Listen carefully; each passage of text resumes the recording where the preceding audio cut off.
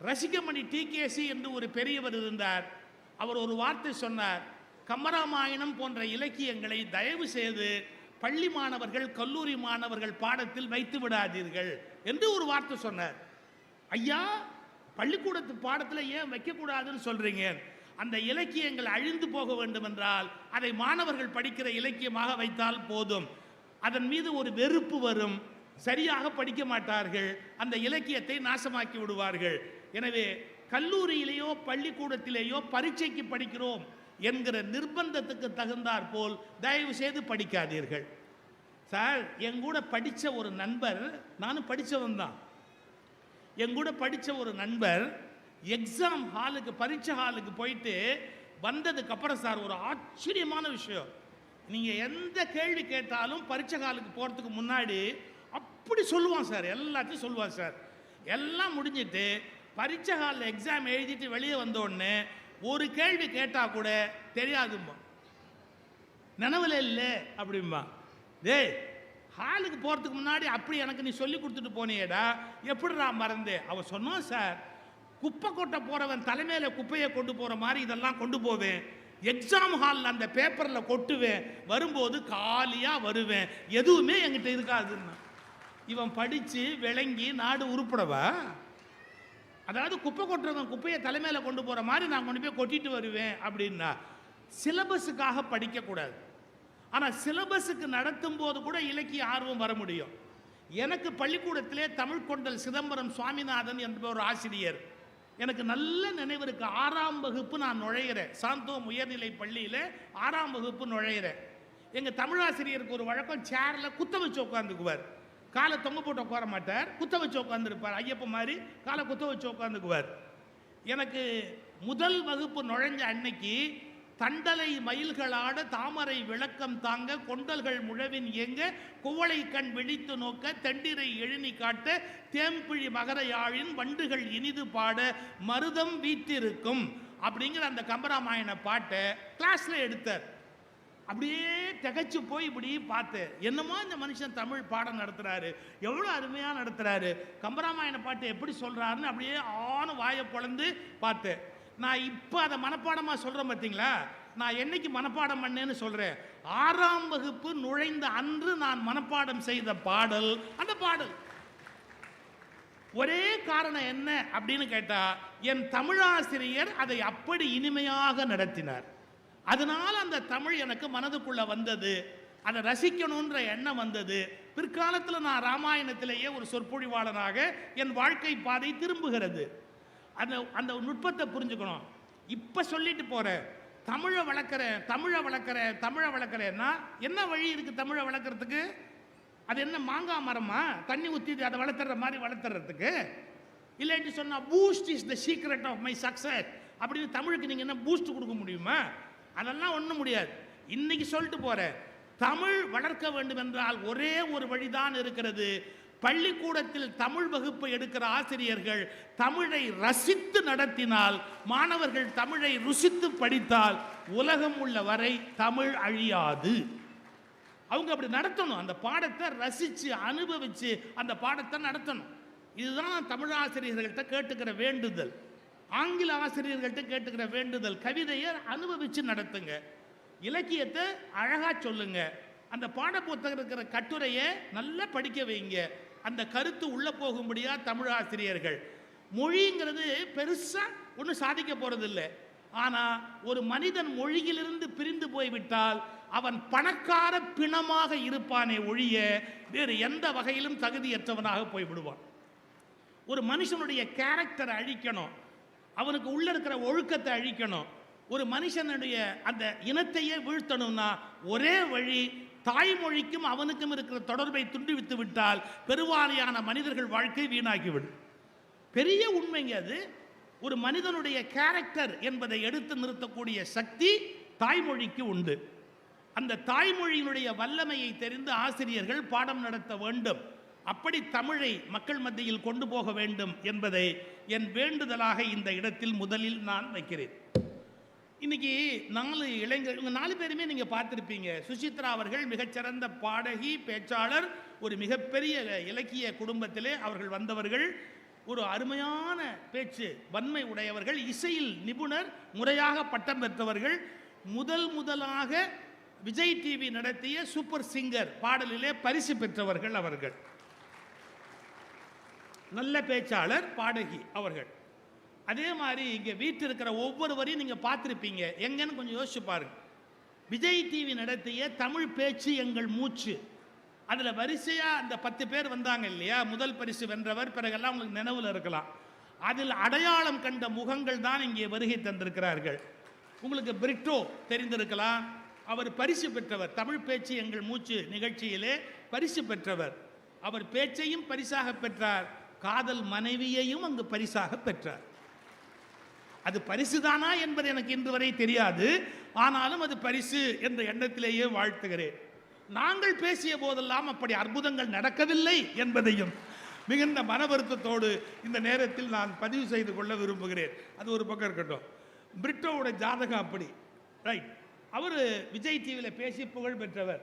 அதே மாதிரி சகோதரியார் கபிலா விஷாலாட்சி அவர்கள் ரொம்ப வளருகிற பேச்சாளர்களில் நன்கு தயாரித்து கருத்துக்களை கோர்த்து அழகாக பேசுகிற ஆற்றல் உடையவர் அருமை மகள் கபிலா விஷாலாட்சி அவர்கள். அவர் நீங்கள் பார்த்துருக்கலாம், அதே விஜய் டிவியினுடைய தமிழ் பேச்சு எங்கள் மூச்சு நிகழ்ச்சியில் நல்ல பேச்சாளர். இன்னொருவர் அருமை தம்பி சிவ சதீஷ் அவர்கள். அவர் கொஞ்சம் முந்தின ஜென்ரேஷன், இவங்களுக்கு முன்னாடி ஜென்ரேஷன் அவர். இவங்கெல்லாம் பேச்சுக்கு வரத்துக்கு முன்னாடி வந்து ஆசிரியராக இப்போது பணியில் இருக்கிறார். கல்லூரியிலே மாணவர்களுக்கு பாடம் நடத்த வேண்டிய ஆசிரியராக பணிபுரிந்து கொண்டிருக்கிறார். முடியுதான்னு எனக்கு தெரியல, நடத்த வேண்டிய ஆசிரியராக பணிபுரிந்து கொண்டிருக்கிறார். ரொம்ப நல்ல பேச்சாளர், எல்லாவற்றையும் முறையாக படிக்கிற இயல்புடையவர். எனவே இவர்கள் ஒவ்வொருவரையும் நான் வாழ்த்துவதற்கு கடமைப்பட்டிருக்கிறேன். தலைப்பு என்ன தெரியுங்களா? உங்களை மையப்படுத்தி தான், மக்களை நெருங்குவதற்கு எது சரியான ஊடகம், இலக்கியத்தை கொண்டு போகணும், வாழ்க்கையை கொண்டு போகணும், உணர்ச்சியை கொண்டு போகணும், கருத்தை கொண்டு போகணும் அப்படின்னா எது சரியான வாகனம் அப்படிங்கிற ஒரு கேள்வி இருக்கு. கதைகளா முதல் கேள்வி.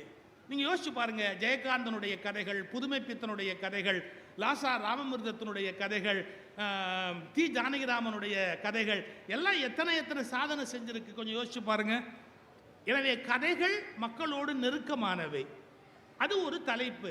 மக்களிடத்தில் ஒன்றை நெருங்குவதற்கான வாய்ப்பு கதைகள் மூலமாக இருக்கிறதா, இது முதல் கேள்வி. அப்புறம் கவிதைகள், மரபுப்படி கவிதைகள் தான் மூத்தது. கதைக்கு முன்பே இருந்தது தமிழில் கவிதை தான். அந்த கவிதைகள் சிறப்புடையவை, அதை மையமாக வைத்து ஒருவர் பேசுகிறார். கவிதைகளா என்று ஒரு கேள்வி. அதுக்கு அடுத்தது கட்டுரைகளா அப்படின்னு ஒரு கேள்வி. ஒரே ஒரு வித்தியாசம் நீங்கள் புரிஞ்சுக்கணும். கவிதை உணர்ச்சியை மையமாக கொண்டது, ஏஸ்தட்டிக் சென்ஸ், அழகுணர்ச்சி. கவிதை என்பது உணர்ச்சியை மையமாக கொண்டது. கட்டுரை என்பது அறிவை மையமாக கொண்டது. கட்டுரையின் மூலமாக நீங்கள் உணர்ச்சியை அதிகம் ஏற்படுத்த முடியாது, கவிதையின் மூலமாக நீங்கள் உணர்ச்சியை அதிகமாக ஏற்படுத்த முடியும். அதனால் அந்த ரெண்டுக்கு இடையில பெரிய வித்தியாசம் இருக்கு. மக்களை நெருங்குவதற்கு சரியான வழி கட்டுரைகளா அப்படின்னு ஒரு கேள்வி. இதுக்கெல்லாம் மேலே இன்னொரு கேள்வி இருக்கு. கவிதையா படிக்கிறதை விட அது பாடலா பாட ஆரம்பிச்சா, நீங்க கண்ணதாசனுடைய பாடல்கள், வைரமுத்துனுடைய திரையரங்கு பாடல்கள், வாலியினுடைய பாடல்கள், பாரதியாருடைய பாடல்கள், பாரதிதாசனுடைய பாடல்கள் எப்படி மக்கள்கிட்ட போய் சேர்ந்தது? அதனால அது பாடல்கள் என்ற ஊடகத்தில் மக்களை சென்றடைவதற்கு, கருத்துக்களை சேர்ப்பதற்கு பயனுடையதாக இருக்கிறதா? கதைகளா, கவிதைகளா, கட்டுரைகளா, பாடல்களா என்ற 4 தலைப்பில் அவர்கள் விவாதம் நடத்துவார்கள். அதன் பிறகு அதற்கான விடை என்ன என்பதை ஏதோ என்னுடைய அறிவுக்கு எட்டிய வகையில் சொல்வேன். ஒன்று மட்டும் சொல்லிவிட்டு நான் நிறுத்தி விடுகிறேன். நீங்கள் கதைகள் எல்லாத்தையும் இன்னைக்கு தேடி படிக்க முடியாது. ஜெயகாந்தனுடைய எல்லா கதையும் இப்போ மீண்டும் படிக்க முடியுமா? மீள் வாசிப்பு மறுபடியும் நடத்த முடியுமா? ஆனால் நான் பவா செல்லத்துறை அவர்களுக்கு நன்றி சொல்ல வேணும். உண்மையிலேயே ஜெயகாந்தனுடைய கதைகளை படிக்கிற அனுபவத்தோடு இன்றைக்கு சொல்லிக் கொண்டு வருகிற ஒரு ஆற்றல் மிக்க படைப்பாளி பவா செல்லத்துறை அவர்கள். பெரிய முயற்சி.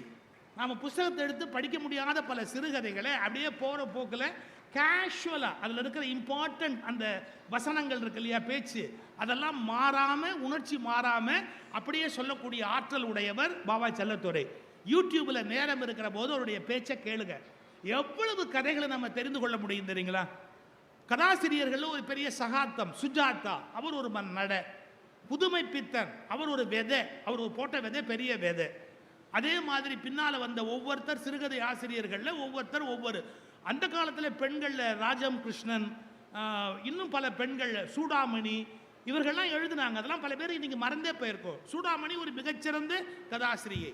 நீங்கள் சூடாமணியோட கதைகளை தெரிஞ்சுக்கணும் அப்படின்னா பாரதி பாஸ்கருடைய பேச்சில் கேட்கலாம். நிறைய சூடாமணி அவருடைய கதைகளை அவங்க மேற்கோள் காட்டுவாங்க. அது ஒரே ஒரு புள்ளி இருக்கும், அந்த புள்ளியை அழகாக சூடாமணி கொண்டு வந்து நிறுத்துவாங்க. ரொம்ப ஆச்சரியமாக இருக்கும். ஒரு கதை எப்படி இருக்கணுங்கிறதுக்கு அடையாளம் ஒன்றும் இல்லை. ஒரு வீட்டில் ஒரு அம்மா கொஞ்சம் வயசானதுக்கு அப்புறம் ஒரு நாள் அவங்க அண்ணன் அவங்க குடும்பத்தோடு நாங்கள்லாம் ஒன்றா போகிறோம் அப்படின்னு சொல்கிறாங்க. இது எல்லா வீட்லேயும் நடக்கும். இப்போ திடீர்னு நம்ம வீட்டில் இருக்கிற ஒரு 60-65 வயது உள்ள அந்த பெண்மணி குடும்பத்தில் தாயாயிட்டாங்க, மூத்த நிலையில் இருக்கிறாங்க. எங்கள் அண்ணன் வரான், நானும் எங்கள் அண்ணன்லாம் திருப்பதிக்கு போகிறோம் அப்படின்னா புருஷனுக்கு உருன்னு கோவம் வரும். உங்கள் அண்ணன் என்ன அவ்வளோ ஒஸ்தியா? அவன் என்ன அவன் வந்து கூப்பிட்டு போகிறது, அவன் கூட நீ போகிறது, ஏன் நாமெல்லாம் போனால் போகாத, எதுக்கு அவங்க அண்ணனோட போனோம் சார் மறந்துடுவாங்க. இன்னைக்கு சொல்கிறேன், கணவன் என்ற உறவு எவ்வளவு முக்கியமோ அதை போலவே சகோதரன் என்ற உறவும் ஒரு பெண்ணுக்கு ரொம்ப முக்கியம். ஏன்னா அவளுக்கு நெஞ்சுக்கு நெருக்கமானவன் முதல்ல சகோதரன். ஏன்னா இவளுக்கு கஷ்டம் வர்ற போதெல்லாம் கூட நின்னவன் அண்ணன். இவளுக்கு முதல்ல தேவையான பொருளை அப்பா கிட்ட சண்டை போட்டு வாங்கி கொடுத்தது அண்ணன்.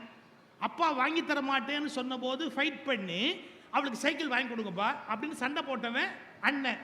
அவன் இந்த உறவை எப்படி மறப்பா? ஆனால் அந்த ஆம்பளைங்களுக்கு அறிவே இல்லை. சொல்றது நான் தான். என்ன கல்யாணம் ஆகி பொண்டாட்டி வந்துட்டா அவங்க அண்ணன் தம்பி அக்கா தங்கச்சி எல்லாரையும் மறந்துட்டு சாமியார் மாதிரி வரணுமா? ஏன் வரணும்? அவளுக்கு ஒரு மனசு இருக்காதா? தன்னுடைய சகோதரர்களை பற்றிய ஆசா பாசம் இருக்காதா? அதை சூடாமணி ஒரு கதையில் சொல்லியிருப்பாங்க. எங்கள் அண்ணன் எங்கள் அக்கா நாங்கள்லாம் ஒன்றா டூர் போகிறோம், நாங்கள் 5 பேர் ஒன்றா போகிறோம்.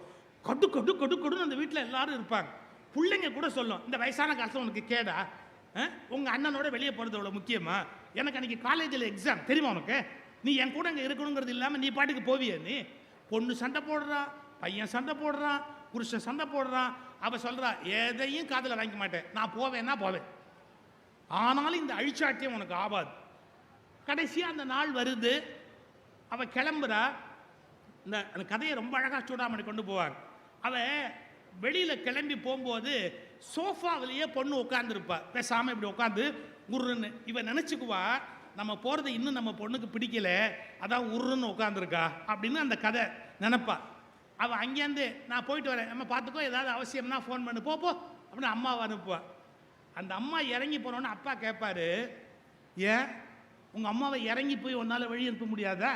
அவள் வெளியே போகிறது உனக்கு பிடிக்கலையா? சோஃபாலேயே உட்காந்துருக்கேன். இல்லைப்பா, இன்றைக்கி காலேஜில் விளையாட்டில் போய் கால் அடிபட்டுடுச்சு, ரத்தம் கட்டியிருக்கு, இதை இப்போ சொல்லிட்டா அம்மா போகிறத நிறுத்திடுவாப்பா. அவள் ஆசையாக புறப்பட்டுருக்கா. என்றைக்கு அவங்க அண்ணனோட போகணுன்னு அப்படி நினச்சிருப்பா. இப்போ நான் சொல்லிட்டேன்னா அவள் என்ன சொல்லுவா, நீ நான் எப்படி போவேன், உனக்கு உடம்பு சரியில்லை அப்படின்னு அம்மா நிறுத்திடுவா. நான் இறங்கி நடந்தால் தெரிஞ்சு போயிடும், அது தெரிய வேணான்னு தான் இங்கே உட்காந்துருந்தேன். அப்போ அப்பா கேட்பார், அசடு சொல்லப்படாதா, உனக்கு அடிபட்டுன்னு தெரிஞ்சால் அம்மா போவாளா? மனசு எவ்வளோ கஷ்டப்பட்டுருக்கோம், நீ சொல்லியிருக்க வேண்டியதானே, இங்கே உன்னை யார் இப்போ பார்த்துக்குவா, அடிபட்டுருக்குல்ல உன்னை யார் பார்த்துக்குவா? அவள் திருப்பி ஒரு கேள்வி கேட்பா, ஏன் அம்மாவுக்கு மட்டும்தான் அண்ணன் இருக்கானா, எனக்கு ஒரு அண்ணன் இல்லை? என்ன என்ன கதை சார், ஏன் அம்மாவுக்கு மட்டும்தான் அண்ணன் இருக்கானா, எனக்கு ஒரு அண்ணன் இல்லை? அப்போ என்ன அர்த்தம்? சகோதர பாசம்ங்கிறது எவ்வளவு பெரிய நாட் அப்படிங்கிறத சூடாமணி ஒரு கதையில் அழகாக வடித்து காட்டியிருப்பாங்க. இந்த மாதிரி அந்த காலத்து சிறுகதைகள் எல்லாமே குடும்ப உறவுகள், வாழ்க்கையில் உணர்ச்சி கொந்தளிப்புகள், பிரச்சனைகள். ஜெயகாந்தனுடைய கதையை எடுத்து பாருங்க. ஜெயகாந்தனுடைய கதையில் இதுவரையில் பேசப்படாத மனிதர்களை பற்றி பேசியிருப்பார். சித்தாளு, கொத்தாளு, யார் யாரெல்லாம் இந்த துணை நடிகை, அதாவது சினிமாவில் துணை நடிகையாக நடிக்கிற ஒரு நடிகை நாடகம் பார்க்கிறாள்.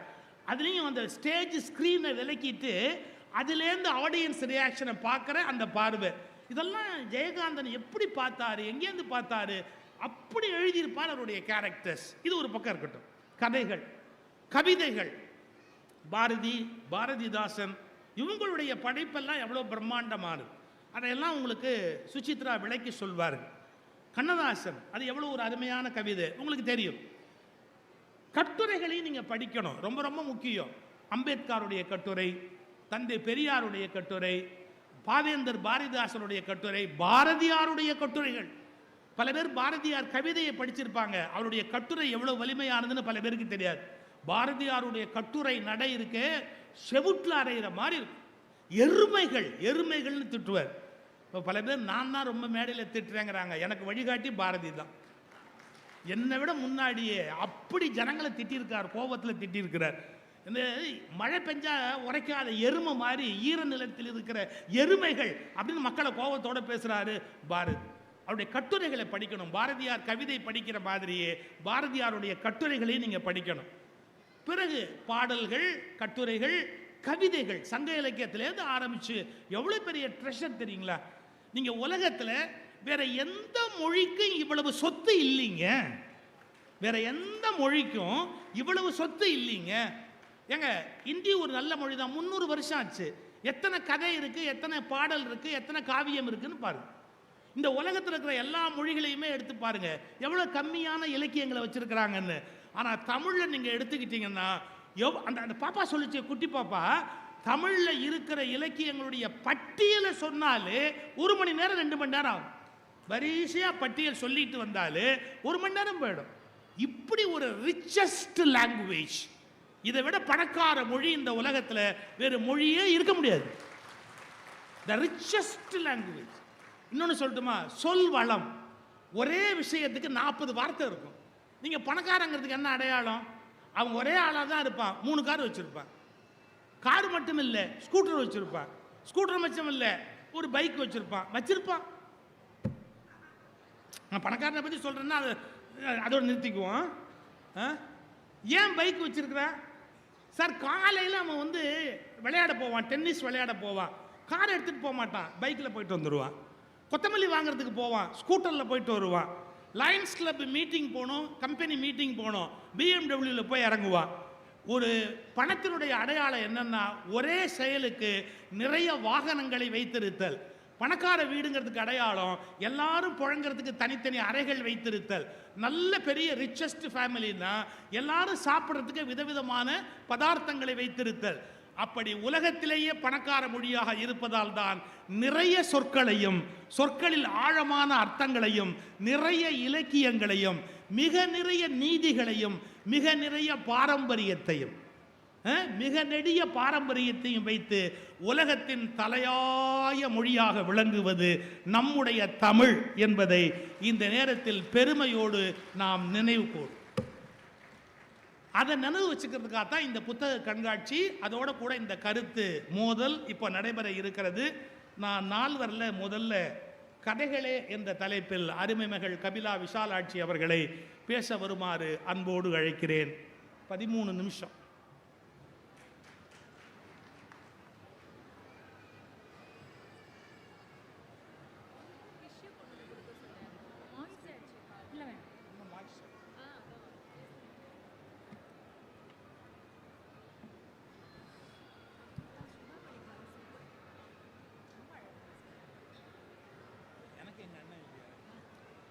போற்றுதலுக்கும் பாராட்டுதலுக்கும் உரிய நடுவர் அவர்களே, அவையிலே இருக்கின்ற ஆன்றோர் பெருமக்களே, எழுத்தாளர் ஜெயகாந்தன் முதல் எழுத்தாளர் இமயம் வரை ஆகச் சிறந்த படைப்பாளிகளை கொடுத்தும், புத்தக வாசிப்பால் மட்டுமே மிகப்பெரிய புரட்சியை ஏற்படுத்திவிட முடியும் என்ற மிகப்பெரிய நம்பிக்கையை கொடுத்த அஞ்சலை அம்மாள் போன்ற படிப்பாளிகளை பெற்றும் அருமையாக திகழ்கின்ற இந்த கடலூர் மண்ணில் வாழுகின்ற அத்துணை சொந்தங்களுக்கும் என்னுடைய மிக பணிவான வணக்கங்கள்.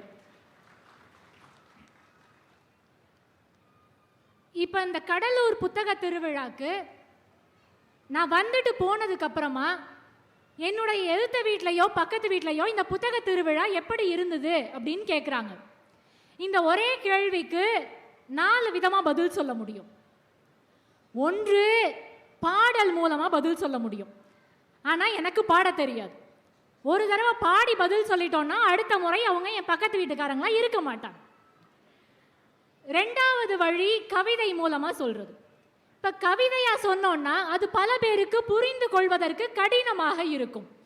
ஏன்னா அதுல அழகியல் உணர்ச்சி அதிகமாக இருக்கும், வார்த்தை செறிவும் கோர்வும் ரொம்ப தேர்ச்சி பெற்றதாக இருக்கும், அது புரிஞ்சுக்கிறது கொஞ்சம் கஷ்டம். இப்ப அதை கட்டுரை வழியாக நாம் சொல்லலாம். கட்டுரை வழியா சொல்றதுக்கு எல்லாருக்கும் அதை படிப்பதற்கான ஆர்வம் இருக்க வேண்டும். அப்பதான் ஒரு கட்டுரை படிக்க முடியும். ஏன்னா கட்டுரை படிப்பதற்கு ஐயா சொன்னது போல ஒரு அறிவாளியாக இல்லை ஒரு படிப்பாளியாக இருக்க வேண்டும். அப்பதான் கட்டுரையை படிக்க முடியும். இப்போ இந்த 3 விதத்தை விட்டுட்டு 4வது முறையாக 4வது வழியாக நம்ம எப்படி சொல்லுவோம்? நான் புத்தக திருவிழாக்கு போனேன்னா அங்கே வர வழியிலேயே நல்லா கவனிச்சுக்கிட்டாங்க, போனோடனே நல்லா சாப்பாடு கொடுத்தாங்க, மேடை பிரமாதமாக இருந்தது, இங்கே மக்கள்லாம் அவ்வளோ ஆர்வமாக கேட்டாங்க. இப்படி நம்முடைய வாழ்க்கையில் நடந்த ஒரு சின்ன சின்ன அனுபவத்தை கூட நாம் கதைகளாக சொல்லித்தான் பழகி இருக்கிறோம். ஏன்னா இப்போ நம்ம வீடுகள்லையே பாருங்க, எல்லார் வீடுகள்லையுமே நடக்கும். கணவர் ஆஃபீஸில் இருந்து வீட்டுக்கு லேட்டாக வந்தா ஏன் லேட்டு அப்படின்னு மனைவி கேள்வி கேட்டால் போதும், ஒவ்வொரு நாளும் ஒவ்வொரு கதை பிறக்கும்.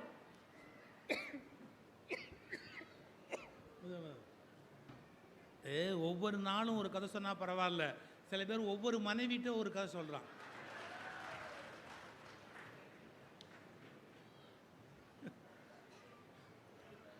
இப்படி எல்லா வீடுகள்லையுமே கதைகள் ஒவ்வொரு வீடுலையுமே இருக்கும். இப்படி மக்கள் வாழ்வியலோடு பொருந்தக்கூடிய எல்லா காலகட்டத்துக்கும் பொருந்தக்கூடிய மக்கள் மொழியாக அமைந்தது கட்டுரைகளை விட, கவிதைகளை விட, பாடல்களை விட கதையாகத்தான் இருக்கிறது. ஏன்னா இப்போ நம்ம முன்னோர்கள்லாம் எப்படி வாழ்ந்தாங்க அப்படின்னு கேட்டிங்கன்னா நம்ம அம்மா அப்பாட்ட கேட்டாலே தெரியும். அவங்க சொல்லுவாங்க, நான்லாம் பள்ளிக்கூடத்துக்கு செருப்பு போடாமையே நடந்து போவேன், மஞ்சப்பையை இப்படி தலையில் போட்டுக்குவேன், தூக்கு சட்டியில் சாப்பாடு கட்டிக்கிட்டு போவேன்னு அவர்கள் வாழ்க்கை முறையை அவர்கள் கதையாகத்தான் நமக்கு சொல்லி இருக்கிறார்கள். நம்ம நாடு எப்படி சுதந்திரம் கிடைச்சது அப்படின்னா அது எல்லாமே வரலாறாக இருந்தாலும் அது கதையாகத்தான் சொல்லப்பட்டு இருக்கிறது. இப்படி நம்முடைய வரலாறு, நம்முடைய பண்பாடு, வாழ்வியல், எது சரி எது தவறு, நாம் எப்படி வாழ வேண்டும் என்ற எல்லா கேள்விகளுக்குமான பதிலாக தலைமுறையாக இந்த கேள்விகளுக்கான பதில் கதைகளின் வழியாகத்தான் கடத்தப்பட்டு இருக்கிறது. இப்ப கவிதைன்னு எடுத்துட்டீங்கன்னு வச்சுக்கோங்களேன், அது ஒரு காலகட்டத்திற்கு உரியது. இப்ப பையன் காதலிக்கிறான்னு வச்சுக்கோங்களேன், உடனே கவிதை தான் வரும். உன் பாதம் பட்ட இடத்தில் நான் சாதம் போட்டு சாப்பிடுவேன்னு கவிதை எழுதுவாங்க. இந்த மாதிரி கவிதை என்பது ஒரு காலகட்டத்திற்கு உரியது.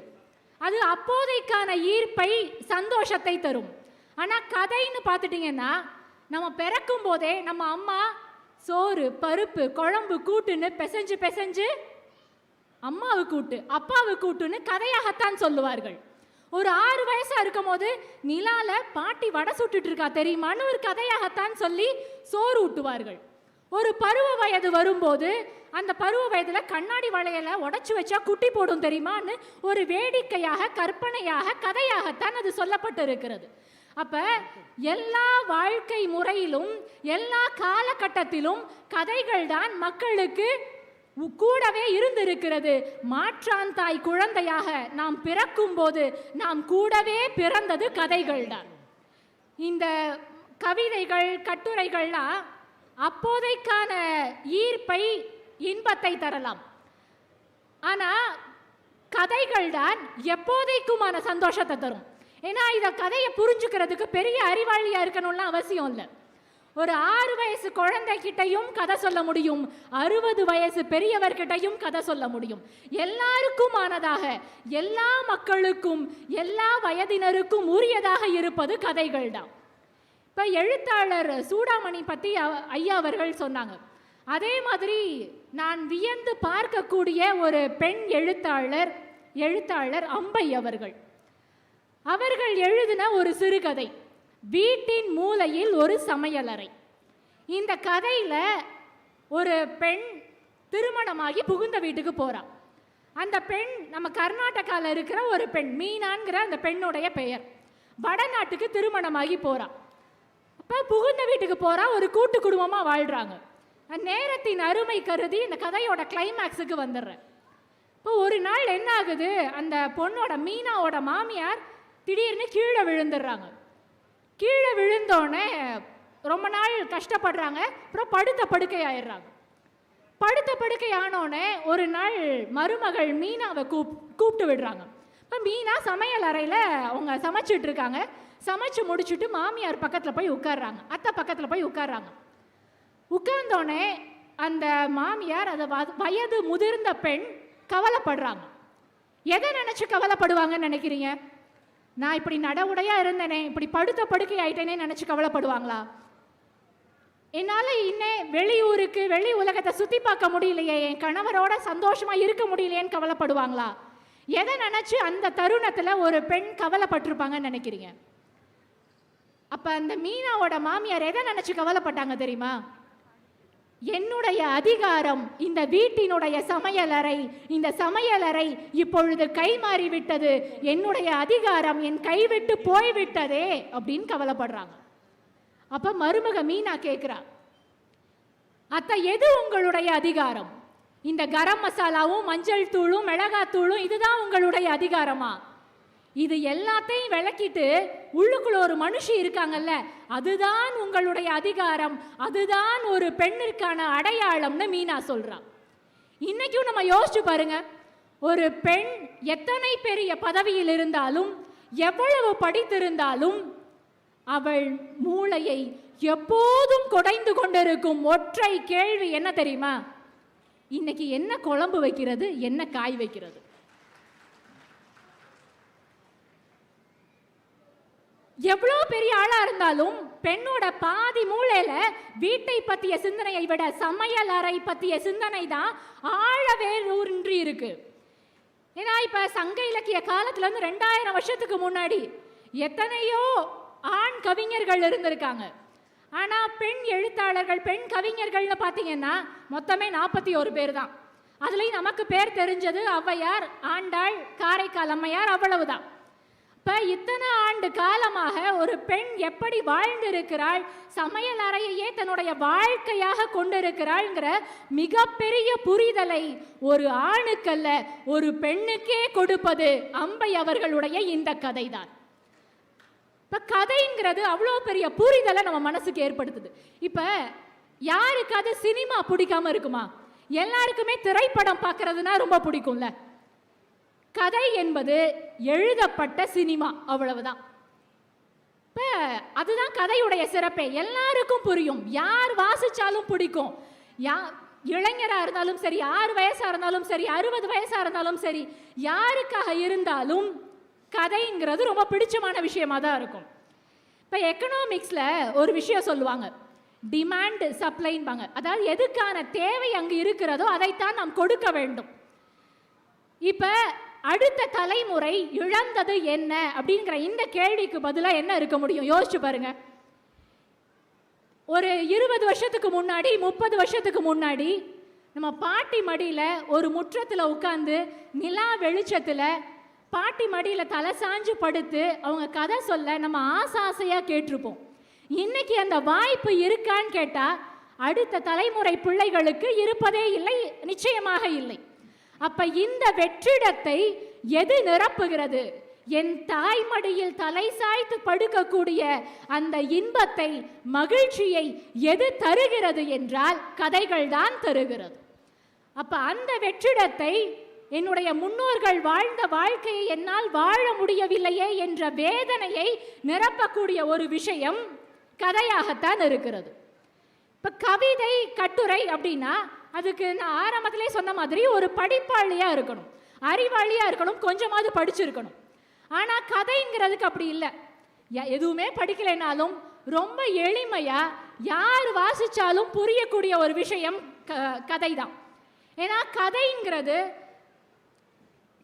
பெரிய பெரிய வித்வான்கள், பெரிய பெரிய ஆசான்கள்லாம் எழுதினாலும் ரொம்ப எளிய மொழியில் நம்ம மண்ணுக்கு உரித்தான மொழியில அந்தந்த வட்டார வழக்கில் ரொம்ப அழகா எழுதியிருப்பாங்க. அப்ப அதை வாசிக்கும் போது அது மக்களின் கலையாகத்தான் பிரதிபலிக்கிறது. இப்போ ரொம்ப அற்புதமா நான் சமீபத்தில் வாசிச்ச இன்னொரு கதை, ஹில்சா மீனின் சுவை, அந்த கதையுடைய பெயர். இந்த கதை ஒரு மணிப்பூர் கதை. அந்த கதை மணிப்பூரில் எழுதப்பட்ட கதை. இது அங்க சாகித்ய அகாதமி விருது பெற்ற ஒரு கதை. அதை எழுதியவர் குஞ்சமோகன் சிங். இந்த கதையை நான் ரொம்ப சுருக்கமாக சொல்கிறேன். இந்த கதையில் ஒரு சின்ன பையனும் அப்பாவும் மீன் பிடிக்கிறதுக்காக நள்ளிரவில் கடலுக்குள்ளே போகிறாங்க. ஏன் நள்ளிரவில் போகிறாங்கன்னா, பகல் ஆயிட்டா விடிஞ்சிட்டா சுற்றி இருக்கிற எல்லாரும் மீன் பிடிக்க வந்துடுவாங்க. அவங்க ஆசைப்படுற அந்த ஹில்சா மீன், ஒரு ஸ்பெஷல் வெரைட்டி மீன் வச்சுக்கோங்களேன், அந்த ஹில்சா மீன் அவங்களுக்கு கிடைக்க வாய்ப்பு இல்லை. அதனால நள்ளிரவுலேயே மீன் பிடிக்க போகிறாங்க. காலையில் விடியறதுக்குள்ள ஒரே ஒரு ஹில்சா மீன் இந்த குடும்பத்துக்கு கிடைச்சிருது. அப்போ அதை பார்த்தவங்க, காலையில் மீன் பிடிக்க வரவங்க பார்த்துட்டு, இதை விற்க போறியா அப்படின்னு கேட்டோன்னே அதுக்கு அந்த அப்பா பதில் சொல்கிறார், இல்லை இதை நான் விற்க மாட்டேன் நிச்சயமா. ஏன்னா என்னுடைய பொண்ணு பிரசவத்துக்காக எங்கள் வீட்டுக்கு வந்திருக்கா, அவளுக்கு இந்த மீனை நான் சமைச்சு கொடுக்க போகிறேன்னு ரொம்ப ஆசையாக அந்த மீனை அப்பாவும் மகனும் வீட்டுக்கு எடுத்துகிட்டு வராங்க. வீட்டுக்கு எடுத்துகிட்டு வந்ததுக்கு அப்புறமா அந்த மகள்கிட்ட கொடுத்து இதை சமமான்னு சொல்லி கொடுத்துட்றாரு. அந்த பொண்ணு சமைக்கிறதுக்காக உள்ளே போயிடுறான். அந்த நேரத்தில் வெளியில் ஒரு கடன்காரர் வரார். நீங்கள் 2.25 ரூபாய் என்கிட்ட கடன் வாங்கியிருக்கீங்களே, ஹில்சா மீன் உங்களுக்கு கிடைச்சதுன்னு நான் கேள்விப்பட்டேன், அந்த மீனை என்கிட்ட கொடுத்துருங்க, கடனை திருப்பி தர வேண்டாம் அப்படின்னோடனே இவர் தன்மானத்தை விட்டு, இந்த அப்பா தன்மானத்தை விட்டு கையில் காலில் விழுந்து இந்த கடன்காரர்கிட்ட கெஞ்சுறாரு, தயவு செய்து இந்த மீனை மட்டும் திரும்ப கேட்காதீங்க, என் மகள் பிரசவத்துக்காக வந்திருக்கா, அவளுக்காக நான் ஆசையாக சமைச்சு கொடுக்கறதுக்காக பிடிச்சிட்டு வந்திருக்கேன் அப்படின்னோடனே சரின்னு அந்த கடன்காரர் போயிடுறார். அந்த சின்ன பையன் இருக்கான்ல, அவன் அந்த தெருவில் இருக்கிற எல்லார்கிட்டையும் சொல்லிடுறான், எங்கள் வீட்டில் இன்னைக்கு ஹில்சா மீன் சாப்பிட போகிறோம், ஹில்சா மீன் சாப்பிட போகிறோன்னு எல்லார்கிட்டையும் ஆசையாக ஓடி போய் சொல்கிறான். இந்த நேரத்தில் மகள் சமையல் அறையிலேருந்து வெளியில் வரா. வெளியில் வந்தோடனே அப்பா ரொம்ப ஆர்வமாக கேட்குறாரு, என்னம்மா சமைச்சு முடிச்சாச்சா அப்படின்னோடனே அதுக்கு அந்த மகள் சொல்கிறா, ஹில்சா மீனை சமைச்சிட்டேன்ப்பா, குழம்பு வச்சாச்சு, ஆனால் சாப்பிட்றதுக்கு அரிசி இல்லைன்னு சொல்கிறான். இதை கேட்டோடனே அப்பாவுக்கு அப்படியே மனசு துடிச்சு போச்சு. அந்த நேரத்தில் இதை கேள்விப்பட்ட ஒரு பணக்காரர் வரார். அவர் சொல்கிறார், நான் உனக்கு 4 ரூபாய் தரேன், ஹில்சா மீன் வச்சிருக்கியாமே அந்த மீனை என்கிட்ட கொடுத்துரு, நான் உனக்கு உடனே அரிசி தரேன், உடனே காசு தரேன் அப்படின்னோடனே இவருக்கு இப்போ வேற எந்த வாய்ப்பும் இல்லை. அந்த மீனை அப்படியே தூக்கி அந்த பணக்காரர்கிட்ட கொடுத்துட்றாரு.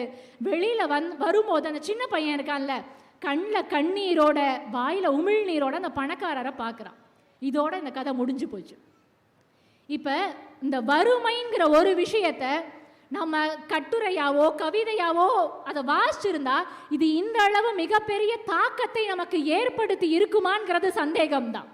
ஆனால் அந்த குழந்தையினுடைய கண்ணீரின் வழியாக, உமிழ்நீரின் வழியாக அந்த உணர்வு கடத்தப்படும் போது அது மிகப்பெரிய மாற்றத்தை மக்களுக்கு மத்தியிலே ஏற்படுத்துகிறது என்பதால் கதைகள் தான் மக்களை நெருங்குவதற்கான ஆகச்சிறந்த வழி என்று நான் நம்புகிறேன். அதனால் எல்லாமுமாக எங்கள் வாழ்வோடு பொருந்தக்கூடிய, எல்லா மக்களுக்கும் பொருந்தக்கூடிய இயல்பு வாழ்க்கையை பிரதிபலிக்கக்கூடிய யதார்த்தத்தை பேசும் கதைகள் தான் மக்களை நெருங்குவதற்கான மகத்தான வழி என்று சொல்லி நிறைவு செய்கிறேன். நன்றி, வணக்கம். ஒரு மீனவர் குடும்பத்தினுடைய வறுமை அதை பற்றிய கதை சொன்னார். அண்ணா அவர்கள் செவ்வாழைன்னு ஒரு கதை எழுதியிருக்கிறார். அந்த செவ்வாழை கதையும் அந்த ஏழை விவசாயி வீட்டு வறுமையை பற்றி புரிய வைக்கிற ஒரு கதை, அருமையான கதையை அவங்க நினைவூட்டினாங்க. நான் நடுவில் கொஞ்சம் 2 நிமிஷம் ஏன் பேசுகிறேன்னா, தொகுப்பறைக்கு நீங்கள் ஏஞ்சிட்டா, அதனால் அப்பப்போவே தொகுப்பறையை முடிச்சுட்டா எல்லாம் சரியாக போயிடும் இல்லையா. ஒரு 2 விஷயம் சொல்கிறேன் பாருங்கள். சிறுகதையில் எப்படி ஆர்வம் இருக்கும்னு நீங்கள் கேட்குறீங்கல்ல. சென்னையில் தமிழ்நாடு எழுத்தாளர் சங்கத்தினுடைய கூட்டம், மாநாடு நடக்குது. அப்போ முதலமைச்சராக இருந்தவர் பெருந்தலைவர் காமராஜர். எங்கள் அப்பா எழுத்தாளர் சுகி சுப்பிரமணியன்னு பார்த்தீங்கன்னா நிறைய அவருடைய புத்தகங்கள் இருக்குது. ஆரம்ப காலத்துலேருந்து எங்கள் அப்பா எழுத்தாளர். அந்த வரவேற்புரை எங்கள் அப்பா சொல்கிறார். ஏன்னா அப்பா ஒரு தமிழ் சங்கத்தினுடைய செயலாளர், எழுத்தாளர் சங்கத்தினுடைய செயலாளர். எங்கள் அப்பா வரவேற்புரை சொல்கிறதுக்கு ரெடியாக இருக்கார். பெருந்தலைவர் காமராஜர் ரொம்ப ஹரிபரியில் வரார். நிறைய வேலை அவருக்கு. சல்லு புல்லுன்னு சுற்றி இருக்கிறவங்க மேலே விழுந்து சீக்கிரமாக போனையா கிளம்புனையா அப்படின்னு ரொம்ப அவசர அவசரமாக வரார். இந்த இதெல்லாம் வரவேற்பு அதெல்லாம் டயத்தை எடுக்காதீங்க, போகணும், அவருக்கு ஏதோ பிரச்சனை, போகணும் அப்படின்னு. எங்கள் அப்பா வரவேற்புரைன்னு மேடைக்கு போயிட்டார். அப்போ சொன்னார், எழுத்தாளர் மாநாடு ஒரு அருமையான சிறுகதை சொல்லி தான் நான் தொடங்கணும் அப்படின்னு ரொம்ப சஸ்பென்ஸ் வர்ற மாதிரி ஒரு கதையை 2 வரி 3 வரி சொல்லிட்டு இந்த கதையோட முடிவை நான் சொல்லணும், ஆனால் முதலமைச்சருக்கு நேரம் இல்லை, அவர் இப்போ புறப்படணும், அதனால நான் இந்த கதையோட முடிவை சொல்லலைன்னார். காமராஜர் சொன்னார், சொல்லி தொலைங்கய்யா, அந்த கதையோட முடிவு என்னன்னு சொல்லுங்கய்யா அப்படின்னார். ஏன்? எங்கள் அப்பா கேட்டார், ஏன்? அது எப்படி ஒரு கதையோட முடிவு தெரியாமல் இந்த இடத்த விட்டு போக முடியும், சொல்லுங்க அப்படின்னு. எங்கள் அப்பா சொன்ன வார்த்தை, ஒரு முதலமைச்சரை கூட கதை காக்க வைக்கிறது என்கிற உண்மையை இப்போது புரிந்து கொள்ளுங்கள். இன்னும் எங்கள் வீட்டில் அந்த ஃபோட்டோ இருக்குது. இப்படி காமராஜர் இப்படி ஆர்வமாக பார்த்துக்கிட்டு இருப்பார், எங்கள் அப்பா நின்று பேசிக்கிட்டு இருப்பார், வரவேற்புரை அந்த ஃபோட்டோ இருக்குது. அதை விட டாப்பு, காமராஜர் பெருந்தலைவர் கேட்குறாரு, கதையோட முடிவு சொல்லுங்க. எங்கள் அப்பா சொன்னார், யாருக்கு தெரியும்? ஏன், நான் எங்கே எழுதியிருக்கேன், இப்போ தான் எழுத ஆரம்பித்தேன் சொல்லிட்டு அடுத்த வார்த்தை சொன்னார், எந்த கதையையும் எழுத்தாளர் முடிப்பதில்லை, கதையில் வருகிற பாத்திரங்கள் தான் கதையின் முடிவுகளை நிர்ணயிக்கிறார்கள். நான் எழுதிக்கிட்டே போவேன், அப்போ அதுக்கு ஒரு முடிவு வரும். நான் இன்னும் எழுதலை, உங்களுக்கு ரொம்ப அவசியம்னா பத்திரிகையில் காத்திருந்து படிங்க எங்கள் அப்பா. எதுக்கு சொல்ல வரேன், ஒரு எழுத்தாளனுடைய செல்வாக்கு எவ்வளவு பெரியது, செங்கோலை விட வலிமையானது எழுதுகோல் என்பதை இந்த நேரத்தில் நாம் புரிந்து கொள்ளவர். ஏன் தெரியுங்களா, செங்கோல் அதிகாரத்தால் புத்தகங்களை தடை செய்திருக்கிறார்கள். உலக வரலாற்றில் செங்கோல் அதிகாரத்தால் புத்தகங்களை தடை செய்திருக்கிறார்கள். ஆனால் அந்த அரசர்கள் காலாவதியாகிவிட்டார்கள், அந்த புத்தகங்கள் இன்னும் வாழ்ந்து கொண்டே இருக்கின்றன. அப்போ எழுத்துக்கு எவ்வளோ பெரிய வலிமை இருக்குது அப்படிங்கிறத தெரிஞ்சுக்கணும். அப்புறம் இன்னொரு பகுதி சொன்னாங்க, பெண்களுக்கு எப்பவுமே ஒரு கவலை தான், ராத்திரி தூங்க போகிற போது எந்த பெண்ணும் நிம்மதியாகவே தூங்க மாட்டாங்க. ஏன் தெரியுங்களா, முதல்ல ஒரு கேள்வி கேட்பாங்க ராத்திரி, ஏங்க நாளைக்கு என்னங்க பண்ணணும், குழம்பு என்னங்க, காய் என்னங்க அப்படின்னு. ஆனால் இவ்வளவு கேட்குறாங்களே ஒழிய அதை பண்ண மாட்டாங்க. அவங்க ராத்திரி முழுக்க என்ன யோசிப்பாங்கன்னா, இதை பண்ணாமல் இருக்கிறதுக்கான காரணம் சொல்கிறத பற்றி நைட் முழுக்க யோசிப்பாங்க. ஆனால் கேட்பாங்க. எங்கள் வீட்டம்மா எப்படின்னு கேட்டிங்கன்னா, யூடியூப்பில் சமையல் குறிப்பெல்லாம் பார்ப்பாங்க. நான் ரொம்ப ஆர்வமாக பார்ப்பேன். இதெல்லாம் நாளைக்கு வரப்போகுதுன்னு பார்த்தா பார்க்குறதோடு சரி, அந்த யூடியூப்பில் இருக்கிற அதெல்லாம் இப்போ செஞ்சால் நல்லா இருக்காதுங்க, அதெல்லாம் வாயில் வைக்க அப்போதையே நீ பார்க்குற. பெண்களுக்கு அந்த சமையல் குறிப்பு பார்க்குறதுல ஒரு ஆர்வம் உண்டு, நான் இல்லைன்னு சொல்லலை. ரொம்ப அந்த வேதனையை புரிய வச்சாங்க. மென்டல் அகனி, எப்போவுமே இந்த குழந்தைங்களுக்கு சாப்பாடு என்ன, கணவனுக்கு என்ன, ஒன்று பிடிச்சது இன்னொன்றுக்கு பிடிக்காது. இந்த பெண் சமையலறைக்குள்ளேயே சிறை வைக்கப்படுகிறாள். அந்த கருத்தை அழகாக சொன்னாங்க. நான் என்னுடைய வாழ்க்கையிலேருந்து திருப்பி சொல்கிறேன், தப்பாக நினைக்காதீங்க. எங்கள் அம்மா எழுத்தாளர், எங்கள் அப்பா எப்படி எழுத்தாளரோ, எங்கள் அம்மா எழுத்தாளர்னா அர்த்தம் இல்லாமல் இல்லை. இப்போ திருநெல்வேலி கலெக்டரேட்டில் இந்த புத்தக கண்காட்சிக்கு ஒரு புத்தகம் கொண்டு வந்தாங்க. என்ன தெரியுங்களா, நெல்லை மாவட்டத்து எழுத்தாளர்கள் அப்படின்னு. அதில் எங்கள் அம்மா சிறுகதை இருக்குது, பதிவு பண்ணப்பட்டிருக்கு. அவங்க இறந்து போயிட்டாங்க இப்போ. ஆனால் இறந்த பிறகு அவங்க கதையை நெல்லை மாவட்ட சிறுகதைகள் அப்படிங்கிறதுல மாவட்ட நிர்வாகம் பதிவு பண்ணுது. கொஞ்சம் மனசில் வச்சுங்க. ஆரம்பத்தில் எங்கள் அம்மா எழுத்தாளர் கிடையாது. எங்கள் அம்மா அப்பா எழுதி போடுற கதையை காப்பி பண்ணி பத்திரிகைக்கு அனுப்புவாங்க. எங்கள் அப்பா கதையை எழுதி அப்படி போடுவார், இந்த இதை காப்பி பண்ணி வை, 4 அணா தர்றேன்பார். எங்கள் அம்மாவுக்கு தொகுப்பூதியம், 4 அணா தர்றேன், நீ இந்த கதையை காப்பி பண்ணி வை அப்படி. அதுக்காக மாங்குன்னு எழுதுவாங்க. ஒரு நாள் என்ன பண்ணாங்க, எங்கள் அப்பாட்ட சொல்கிறாங்க, ஏங்க அதில் ஏங்க அந்த கோகிலாவை கொண்டுட்டீங்க, அதில் கோகிலான்னு ஒரு கேரக்டர் வருது, அது செத்து போயிட்டு தான் வருது. அதுக்கு எங்கள் அம்மாவுக்கு மனசு கேட்கலை. எங்கள் அப்பாட்ட கேட்குறாங்க, ஏங்க அந்த கோகிலாவை கொண்டுட்டீங்க அப்படின்னு. ஏன், என்ன பண்ணணும், ஆஸ்பத்திரியில் அட்மிட் பண்ணி காப்பாற்றிருக்கலாம். ஏன் அந்த கதையை அப்படி முடிச்சது நல்லா இல்லைங்க, நீங்கள் அந்த கதையை அப்படி முடிக்காதீங்க, அதை என்ன பண்ணுறீங்க, அவ்வளோ உயிரோடு எழுந்தான கதையை முடிங்கன்னாங்க. எங்கள் அப்பா ஒரு வார்த்தை சொன்னார், இந்த நான் எழுதுகிற கதைக்கு நீ யோசனை சொல்கிற வேலை வச்சுக்காது, உனக்கு வேணும்னா நீ எழுது. எங்கள் அம்மா எப்படி எழுத்தாளர் ஆனாங்கங்கிற கதை, உனக்கு வேணும்னா நீ எழுது, உன் கேரக்டர் நீ கொன்னுக்கோ, உயிரோட வேணாலும் விடு, அது ஏன் கேரக்டர், அதிலெல்லாம் நீ தலையிடாது, புரியுதா அப்படி. இதெல்லாம் முடிஞ்சு போச்சுங்க. எங்கள் அம்மா எழுத ஆரம்பித்ததுக்கப்புறம் அறிவாளி ஆயிட்டாங்க. எழுத்தாளர் இல்லை, அறிவு. எங்கள் அப்பாவை எழுத்து பேச ஆரம்பிச்சிட்டாங்க. நான் ஒரு நாள் எங்கள் அப்பாட்ட கேட்டேன், ஏன்பா நீ இவ்வளவெல்லாம் பண்ணிட்டு அம்மாவை அறிவாளி ஆக்கிட்டியப்பா, எந்த கணவனாவது மனைவி அறிவாளி ஆக்கலாமாப்பா, இப்போ நீ என்ன அவகிட்ட மாட்டிக்கிட்டு கஷ்டப்படுற அம்மாட்ட இவ்வளோ கேள்வி கேட்குறாரு. எங்கள் அப்பா சொன்னார் பாருங்க ஒரு வார்த்தை, ஏய் அவகிட்ட தோற்று போகிற போது கிடைக்கிற சந்தோஷம் இருக்கு பாரு, உலகத்தில் வேறு எதில் கிடைக்கும்? அவகிட்ட தோற்று போகிற போது கிடைக்கிற சந்தோஷம் அதில் எங்கடா கிடைக்கும் உலகத்தில்? எதுக்கு சொல்ல வரேன்? உண்மையிலேயே பெண்ணோட அறிவை ஆண் மதிப்பான், ஆனால் வெளியில் அதை காட்ட மாட்டான். மனைவி மனசுக்குள்ளே மதிப்பான், ஆனால் வெளிப்படையாக வார்த்தையால் சொல்ல மாட்டான். இந்த பகுதியெல்லாம் இந்த சிறுகதைகளுக்குள்ளே ஒளிஞ்சிருக்கிற அழகை அவர் அவ்வளோ அருமையாக கொண்டாந்து இங்கே வெளியிட்டார். அவருக்கு நம்முடைய வாழ்த்து. இப்போ கதை பார்த்துட்டோம். கவிதை என்பதை எடுத்து சொல்வதற்கு தம்பி சிவ சதீஷ்குமார் அவர்கள் பேராசிரியர் வருகிறார்.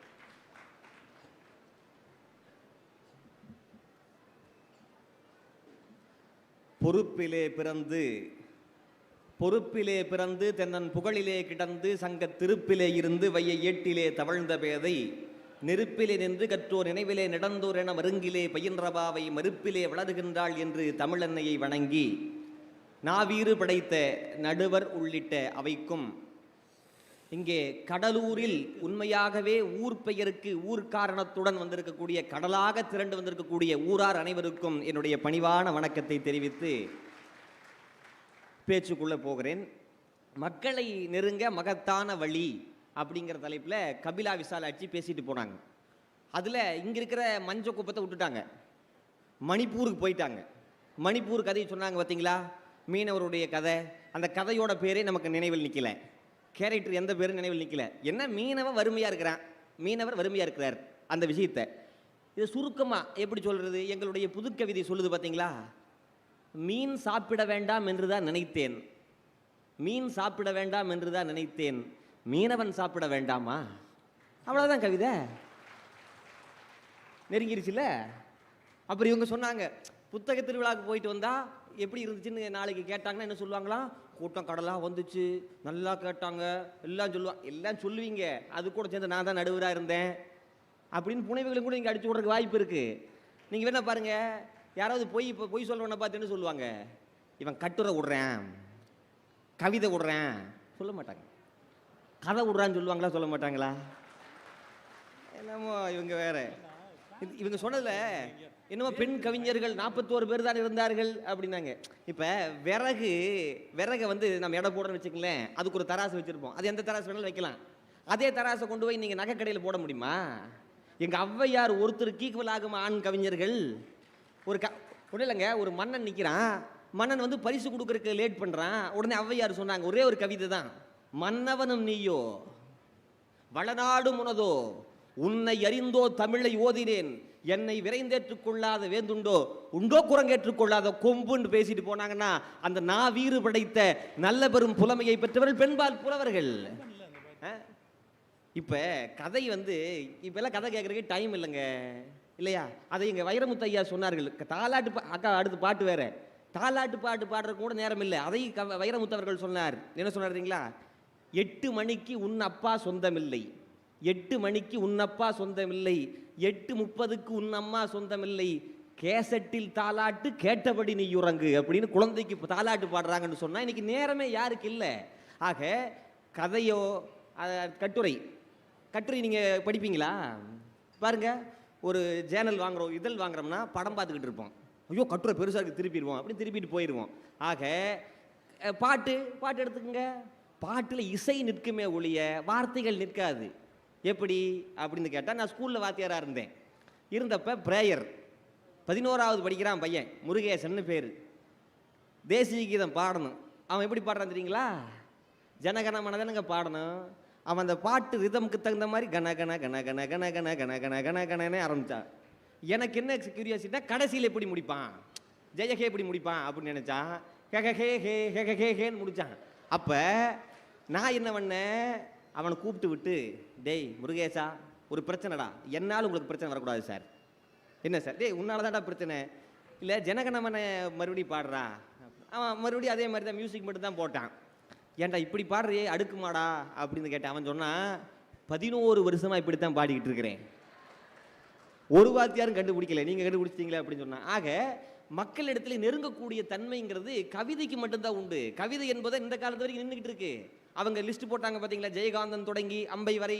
ஏன் நாங்கள் லிஸ்ட் போட மாட்டோமா? எத்தனை பேர் இருந்தாங்க? ஏன் இன்றைக்கு கால வெள்ளத்தால் எது அழிந்தாலும் கவிதைகள் அழியாமல் இருக்கின்றன. முருகு புறநாறு 12 முல்லை பெருகு வளமதுரை காஞ்சி மறுவிடைய கோலநெல் வாழை கோல்குறிஞ்சி பட்டினப்பாலை கடாத்துடன் 10 பாட்டு நற்றினை நல்ல குறுந்தொகை ஒற்றபதித்து பத்து ஓங்கு பரிபாடல் கற்றறிந்தாரித்தும் கலியுட அகம் புறமினை 8 தொகை சாதகம் பிள்ளை தமிழ் பரணி கலம்பகம் அகப்பொருள் கோவை ஐந்தனை சுயில் வருக்கு கோவை மும்மணி கோவை அட்டமங்கலம் அனுராக மாலை இரட்டைமணி மாலை இணைமணி மாலை நான்மணி மாலை நாம மாலை பல்சந்த மாலை காணை மாலை உட்பவ மாலை தண்டக மாலை வீரவெற்றி மாலை வெற்றி கறந்த மஞ்சரி அப்படின்னு தொடங்கிட்டே வந்து புதுக்கவிதை, ஹைக்கு, சென்றியு, குக்கு என்று நீங்கள் புள்ளி வைத்தாலும் அந்த புள்ளியை கமாவாக மாற்றி தொடரக்கூடிய பாரம்பரியம் கவிதைக்குத்தான் இருக்கிறதே ஒழிய கதைக்கோ பாடலுக்கோ கட்டுரைக்கோ கிடையாது. இப்போ மனதுக்கு நெருக்கமானது எப்படி நெருங்குவது அப்படின்னு கேட்டால், சங்க இலக்கியத்தில் ஒரு கவிதை, காதலை பற்றிய கவிதை. நீங்கள் காதல் வரணும்னா முதல்ல கவிதை வரணும். வைரமுத்தையா சொன்னார்கள், காதலித்துப்பார் கையெழுத்து அழகாகும். அப்துல் ரகுமான் சொன்னார், காதலிப்பதை நிறுத்திப்பார் தலையெழுத்தே அழகாகும் அப்படின்னார் அவர். சரிங்களா? இது எப்படியோ நீங்கள் கவிதை எழுதுனா காதல் வரும், மனசுக்கு நெருக்கம் ஏற்படும். இதை பற்றி சங்க இலக்கியத்தில் ஒரு தலைவனும் தலைவியும் எப்படி சேர்ந்தார்கள்னு ஒரு வடி வருது பாருங்களேன். இதை நீங்கள் படத்துலையும் கூட கேட்டிருக்கலாம். இருவருங்கிற படத்தில் வைரமுத்து மாற்றி பாடினாரு, யாயும் நியாயும் யாராகியரோ. யாயும் நியாயும்னா எங்கள் அம்மாவும் உங்கள் அம்மாவும் யாருன்னு தெரியாது, எந்தையும் நுந்தையும் எம்முறை கேளிர், எங்கள் அப்பாவும் உங்கள் அப்பாவும் யாருன்னு தெரியாது, யானும் நீயும் எவ்வழி அரிதும், நானும் நீ எப்படி தெரிஞ்சுக்கணும்னு தெரியல, ஆனால் இப்போ எப்படி இருக்கணும் தெரியுமா, செம்புல பெயல் நீர் போல அன்புடை நெஞ்சம் தாம் கலந்தனவே, செம்மண் நிலத்தில் பெய்த மழையை போல சேர்ந்திருக்கிறோம் அப்படின்னு சங்ககால கவிதை எழுதிட்டு போயிட்டாங்க. ஆனால் எங்கள் ஐயா ராஜேந்திரன் ஐயா கவிஞர் இது எடுத்துக்கிட்டாரு. இந்த காலத்தினுடைய வாழ்க்கை முறை, காதல் முறை எப்படி இருக்கிறதுங்கிறத குறியீடாக வச்சு சொல்றாரு பாருங்களேன். எப்படி சொல்றாரு, எனக்கும் உனக்கும் ஒரே ஊர் வாசுதேவ நல்லூர், நீயும் நானும் ஒரே மதம் ஒரே வகுப்பு திருநெல்வேலி சைவ பிள்ளைமார், என்னப்பாவும் உன்னப்பாவும் சொந்தக்காரர்கள், எப்படி என்றால் மைத்துணரும் கூட, எனவே அன்புடை நெஞ்சம் தாம் கலந்தனவே. எப்படி ஏளனமா குத்தி காட்டுறாரு பார்த்தீங்களா? அப்ப சங்க காலத்தில் தொடங்கிய பிள்ளையார் சொல்லி போட்ட ஒன்றை சமகாலத்து கவிஞர்களும் கூட இந்த காலத்திலே நடக்கக்கூடிய அவலங்களை எடுத்து பேசக்கூடிய தன்மை என்று சொன்னால் அது கவிதைகளுக்கு தான் உண்டு, அதை தவிர வேறு எதுக்குமே கிடையாது. இப்போ நீங்கள் அத்தனை பேருக்கு கவிதை தான் உங்கள் மனசில் நிற்குதுங்கிற ஒரு உதாரணம் சொல்கிறேன். தண்டலை மயில்கள் ஆட ஐயா தொடங்கினாங்களே, தண்டலை மயில்கள் ஆட. நான் பேச்சு போட்டிக்கு போகும்போது ஒரு பாட்டில் முதல் வரியை மறந்துட்டேன். கம்பராமாயணத்தில் அதனுடைய கடைசி வரியை ஒரு வார்த்தை சொன்னால் அடுத்த வரியை நீங்கள் ஃபில் பண்ணுவீங்க. என்ன தெரியுங்களா? அண்ணலும் நோக்கினான். பார்த்தீங்களா கவிதை எப்படி நிற்கிதுன்னு? இதில் என்ன பிரச்சனைனா, நீங்கள் கைதட்டின மாதிரி அங்கே நடுவர்களும் கைதட்டினாங்க. ஏன்னா முதல் வரி எண்ணறு நிலத்தினால்ங்கிறது மறந்து போச்சு. நான் என்ன பண்ணேன், தமிழில் எது கை கொடுக்கலினாலும் எது கை கொடுக்கும். அப்போ என்ன பண்ண, ரெண்டாவது எழுத்து என்னடா பண்ணுறதுன்னு பார்த்தேன். கம்பராமாயணத்தில் 10,000 பாட்டு இருக்குல்ல, ரைட் ஓகே, 10,000 பாட்டு எந்த வாத்தியார் படித்தாங்க அப்படின்னு சொல்லிட்டு, தண்டலை மயில்களாட தாமரை விளக்கம் தாங்க கொண்டல்கள் முழவின் எங்கள் குவளைகள் விழித்து நோக்க தெண்டிரை எழுதி காட்ட தேம்பெளி மகரையாளின் வண்டுகள் இனிது பாட அண்ணலும் நோக்கினான் அவளும் நோக்கினான். உடனே கைதட்டி ஃபர்ஸ்ட் ப்ரைஸ் எனக்கு கொடுத்தாங்க. அது அப்போ தெரியாதமா நடந்துச்சுன்னு வச்சுக்கோங்க. இது அண்ணலும் நோக்கினான் அவளும் நோக்கினாள் தானங்களே. இது கம்பன் வடித்த கவிதை. இதை சமகால கவிஞர் பார்க்குறாரு. மாடத்தில் சீதை இருக்கா, நடந்து வர்றான் ராமன், 2 பேரும் எப்படி காதல் பரிமாறிக்கொண்டார்கள் என்பதை ஒரு கவிஞர், அந்த கவிஞர் ஒரு நடத்துனர் எழுதார் பாருங்க. ஏற்ற கோணம் அவன் கோணம், இறக்க கோணம் இவள் கோணம், மாற்றி மாற்றி இரு கோணத்திலும் மன்மதன் விட்டான் மலர்பானம். எப்படி மாற்றி மாற்றி இரு கோணத்திலும் மன்மதன் விட்டால் மலர்பானம். அடுத்த வரி பாருங்க, அவள் விழிப்புடன் தான் அவள் இருந்தாளாம், கள்வன் அந்த விழிக்குள் தான் நுழைந்தானாம். அது வெளிப்புடன் நடந்த வழிப்பறி கொள்ளையாம், அந்த வழிப்பறி கொள்ளைக்கு அவள் முழு பொறுப்பில்லையாம். எப்படி கவிதை பார்த்தீங்களா?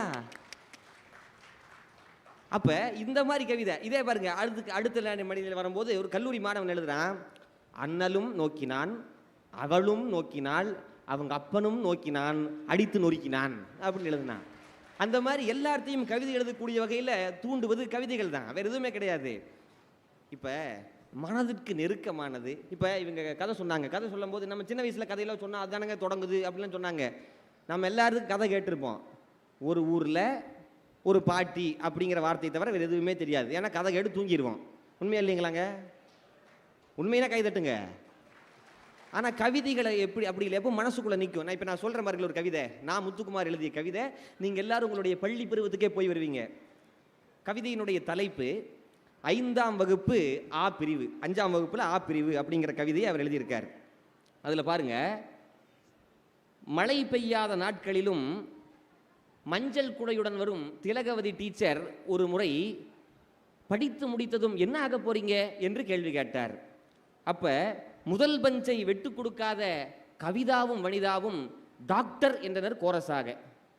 ஆனால் இன்றோ இருவரும் கல்யாணமாகி குழந்தைகளை பெற்று ரேஷன் கடை வரிசையில் கவிதாவையும் கூந்தலில் செருகிய சீப்புடன் வனிதாவையும் பார்க்க நேருகிறது.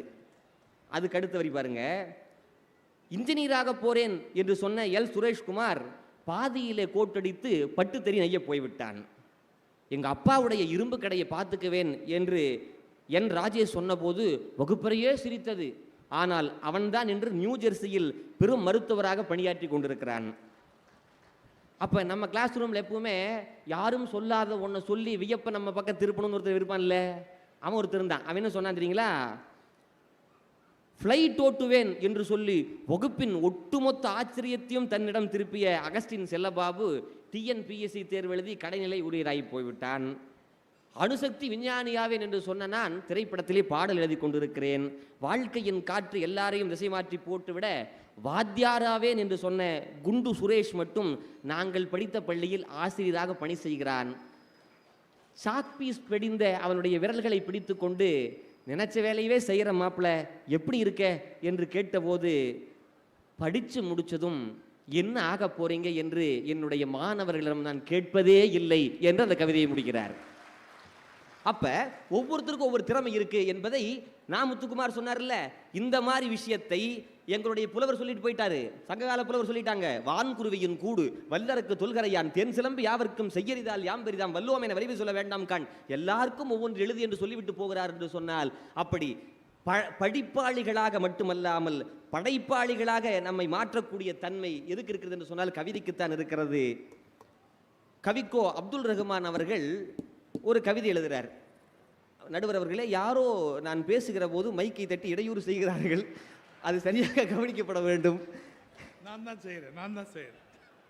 மணியாச்சின் வேற எப்படி சொல்றது? அது கவிதை பாருங்களேன். வானத்துக்கும் எனக்கும் ஒரு போட்டி, கவிக்கோ அப்துல் ரஹ்மான் எழுதுகிறார். அதில் சொல்றார் பாருங்க, நான் கண்ணீரை எடுத்து வைத்தேன், வானம் மழை துளியை எடுத்து வைத்தது. நான் புன்னகை எடுத்து வைத்தேன், அது விடியலை எடுத்து வைத்தது. நான் கவிதை எடுத்து வைத்தேன், அது நிலாவை எடுத்து வைத்தது.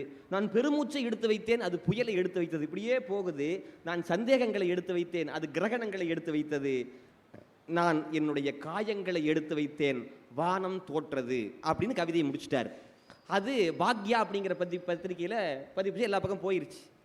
அதை ஒரு வாசகர் படிக்கிறார். படிச்சுட்டு அவர் கவிஞர் ஆகிறார் பாருங்களேன். சென்ற வாரம் அப்துல் ரஹ்மானுக்கும் வானத்துக்கும் நடந்த போட்டியில் அப்துல் ரஹ்மான் ஜெயித்து விட்டார். உண்மையிலே அவர் ஜெயிக்கவில்லை, போட்டி டிராவில் முடிந்து விட்டது. எப்படி என்றால், இவர் காயங்களை எடுத்து வைத்தார், வானம் தன்னுடைய ஓசோன் படலத்தை எடுத்து வைத்தது அப்படின்னு முடிச்சார். உடனே இதை பார்த்துட்டு கவிஞர் வாங்கினாரு. அடுத்த வாரம் எழுதுறார். யாரு? அப்துல் ரஹ்மான் ஐயா அவர்கள் வாங்கி மறுபடியும் எழுதுறார், நான் என்னுடைய புது புது லட்சியங்களை எடுத்து வைத்தேன், வானம் தோற்றது என்று முடித்தார். என்று சொன்னால் ஒரு படிப்பாளியை கூட படைப்பாளியாக மாற்றக்கூடிய தன்மை எங்களுடைய கவிதைக்குத்தான் உண்டு என்று சொன்னால் அதை ஏற்றுக்கொள்ள வேண்டும். இந்த வகையிலே பல வகையாக பார்த்தாலும் ஒருவனுக்கு அவலத்தை சொல்வது, தன்னம்பிக்கை ஊட்டுவது, எல்லா வகையாகவும் பார்க்கிற போது கவிதை மட்டும்தான் இருக்கிறது என்று சொன்னால் அது மிகையல்ல. நான் இப்படி சொல்லி நிறைவுக்கு கொண்டு வருகிறேன். காலந்தோறும் எங்களை படைப்பாளிகளாக மாற்றி, தன்னம்பிக்கைவாதிகளாக மாற்றி, அவலத்திற்கும் பிரச்சனைகளுக்கும் தீர்வு சொல்ல வைத்து, பிரச்சனைகள் மட்டுமல்ல ஆண்டவனுக்கு அர்ச்சனையாக விளங்குவதே கவிதைதான் என்று சொன்னால் ஏற்றுக்கொள்ள முடியும். பாடல், கட்டுரை, கதை எல்லாம் நம்முடைய வயிற்று பசியையும் அறிவு பசியையும் போக்கக்கூடிய அரிசிச்சோறு. ஆனால் எங்களுடைய கவிதை என்பது விதை நெல் என்று சொல்லி இந்த அளவிலே நிறைவு செய்கின்றேன். நன்றி, வணக்கம். இயல்பான நகைச்சுவை, ஆழமான படிப்பறிவு, இரண்டும் கலந்த தனிச்சுவை தம்பி சதீஷ். அவரை வாழ்த்துகிறேன், பாராட்டுகிறேன்.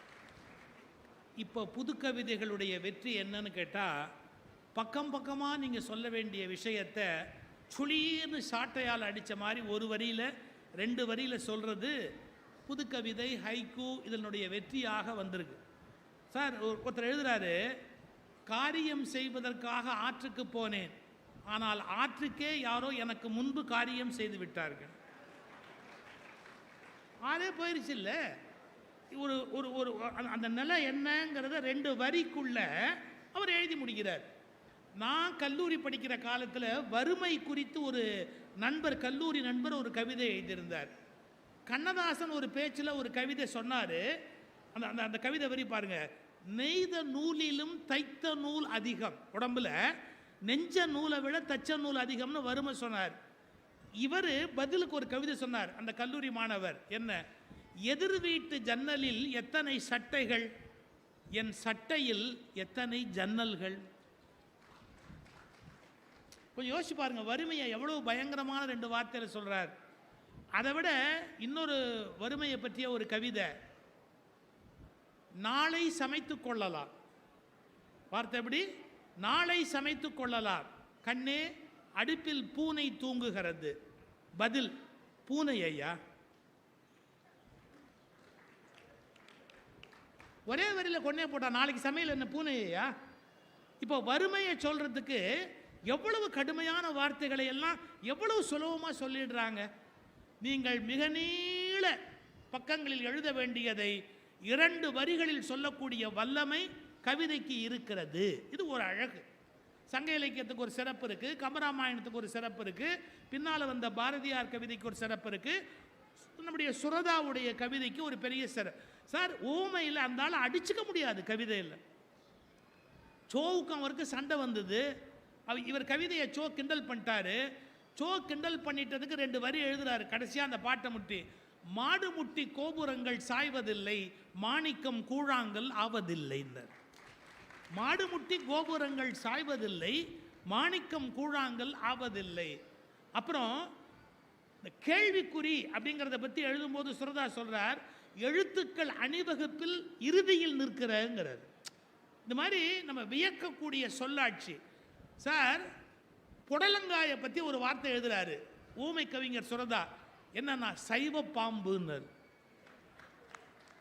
சைவ பாம்பு. சுரதாவை பற்றி சுரதாட்ட பெரிய ஆச்சரியம். ஆனால் திடீர்னு எழுதிக்கிட்டே வருவார், KR விஜயா கன்னத்தில் மச்சம் இல்லைம்பர். ரொம்ப பெரிய உலக வரலாற்று முக்கியம் வாய்ந்த செய்தியா. அது சுரதாவுடைய தனி பாணி. இந்த மாதிரி ஒவ்வொரு கவிஞர்களையும் நம்ம நினைவு கூறணும். கண்ணதாசன், வாலி, சுரதா, முருகுசுந்தரம், பொன்னிவளவன், அப்துல் ரஹ்மான், கவிக்கோ அப்துல் ரஹ்மான். என்ன கவிதை அப்துல் ரஹ்மானுடைய கவிதைகள் எல்லாம். சார், சாதாரண விஷயத்தை கூட கவித்துவமாக சொல்லுகிற ஆற்றல் உடையவர் கவிக்கோ அப்துல் ரஹ்மான். அவங்க மனைவி இறந்து போயிட்டாங்க. மனைவி இறந்து போயிட்டதை 2 வரியில் சொல்றார். இந்த பாலைவனத்துக்கென்றே சமைக்கப்பட்ட ஒட்டகம் அவள். இந்த பாலைவனத்துக்கென்று சமைக்கப்பட்ட ஒட்டகம் அவள்.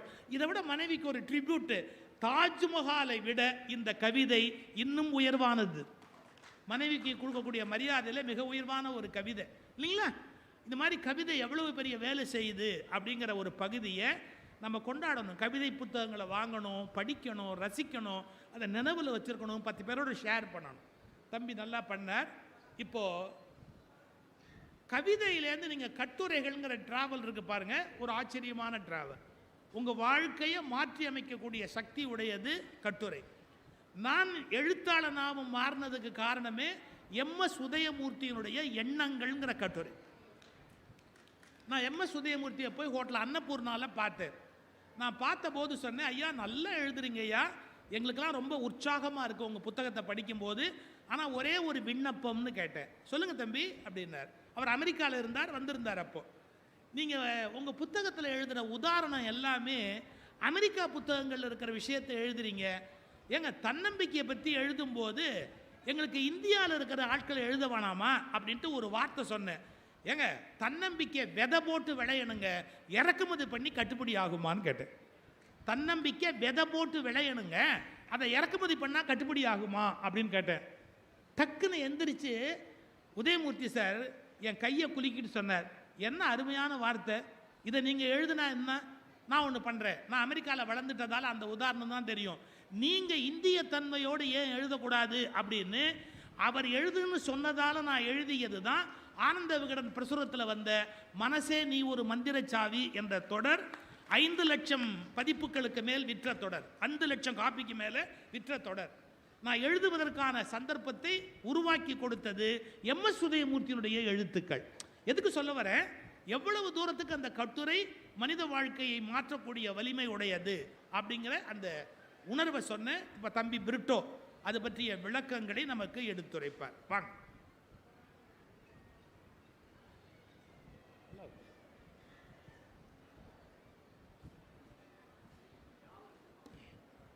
சுவிட்ச் சரியா இருக்க. யாவருக்குமாம் இறைவர்க்கு ஒரு பச்சிலை, யாவருக்குமாம் பசுவிற்கு ஒரு வாயுரை, யாவருக்குமாம் உண்ணும் போது ஒரு கைப்பிடி, யாவருக்குமாம் பிறர்க்கு இன்னுரைதானே. பெருமதிப்பிற்குரிய நடுவர் அவர்களுக்கும், புத்தக கண்காட்சி என்று அங்கொரு மூலைக்கும் இங்கொரு மூலைக்கும் நடந்து கொண்டிருந்ததை உண்மையிலேயே ஒரு திருவிழாவை போல புத்தக திருவிழா என்று மாற்றி காட்டிய மாவட்ட நிர்வாகத்திற்கும் நிறைந்த சபைக்கும் என்னுடைய வணக்கம். தலைப்பு மக்களை நெருங்க மகத்தான வழி கட்டுரைகளை. நடுவர் ஐயா எடுத்த உடனே சொன்னார், கவிதை என்பது உணர்வுக்கானது, ஆனால் கட்டுரைகள் என்பதுதான் அறிவுக்கானது. சனிக்கிழமை சாயந்தரம் ஐபிஎல் மேட்சை விட்டுட்டு, சீரியலை விட்டுட்டு, திரைப்படங்களை விட்டுட்டு, குடும்பத்தில் இருக்கிற வேற எல்லா விஷயங்களையும் விட்டுட்டு புத்தகம் என்கின்ற அறிவிற்காகவும் அறிவு தரக்கூடிய இப்பேற்பட்ட பேச்சுக்காகவும் வந்திருக்கிறார்கள் என்றால் அத்தனை பேருமே என் கட்சி தான். மறுக்க முடியுமா? கட்டுரைகள் அறிவுக்கானது என்றால் இந்த ஒட்டுமொத்த கூட்டமும் அறிவுக்கான கூட்டம் தானே. கபிலா சொன்னாங்க, எத்தனை அழகான கதை, நிலாவில் ஆயா வடை சுட்டு விற்றாங்கன்னு. உண்மைதான், எல்லாரும் கேட்டு வளர்ந்தோம் தான். அந்த கதையை மட்டுமே கேட்டுக்கிட்டு இருந்தா இந்தியா சந்திராயன் 3ல அறிவை பயன்படுத்தி தன்னுடைய கொடியை போய் நட்டுட்டு வந்திருக்க முடியுமா? கட்டுரை என்கின்ற அறிவை பயன்படுத்தியதால் தான். அடுத்து அண்ணன் வந்தார். அண்ணன் வார்த்தைக்கு வார்த்தை சொன்னாங்க, முனைவர் பேராசிரியர்னு. அண்ணன்ட்ட ஒரே ஒரு கேள்வி கேட்குறேன், முனைவர் பட்டம் ஆய்வு கவிதை வாசித்து படிச்சிங்களா இல்லை ஆய்வு கட்டுரை வாங்கிட்டு வாங்கினீங்களா? பொழப்பே அவருக்கு அதுதான். ஆய்வு கவிதை இல்லை ஆய்வு கதைன்னு ஏதாச்சும் இருக்கா? உங்களுடைய அறிவினுடைய செழுமை மொழியினுடைய கட்டுரை என்கின்ற வடிவத்தால் வெளிப்பட்டதால் கிடைக்கப்பட்டது உங்களுக்கு முனைவர் பட்டம். அதனால தான் பேராசிரியர். ஐயா முன்னாடியே சொன்னார், உண்மையிலே கல்லூரியில் போய் பாடம் நடத்துகிறாரான்னு. அண்ணன் தான் சொன்னார், கம்பன் 10,000 பாட்டு எழுதியிருக்கான். யாருக்காச்சும் தெரியவா போது? முன்னாடி இருக்கிற ஒரு 4 லைன் வேற பாட்டு, கீழே இருக்கிற ஒரு லைன் வேற பாட்டு, கடைசியில் மட்டும் அண்ணலும் நோக்கிலால் அவளும் நோக்கிலால். ஒரு பேராசிரியர் பார்க்குற வேலையாங்குது.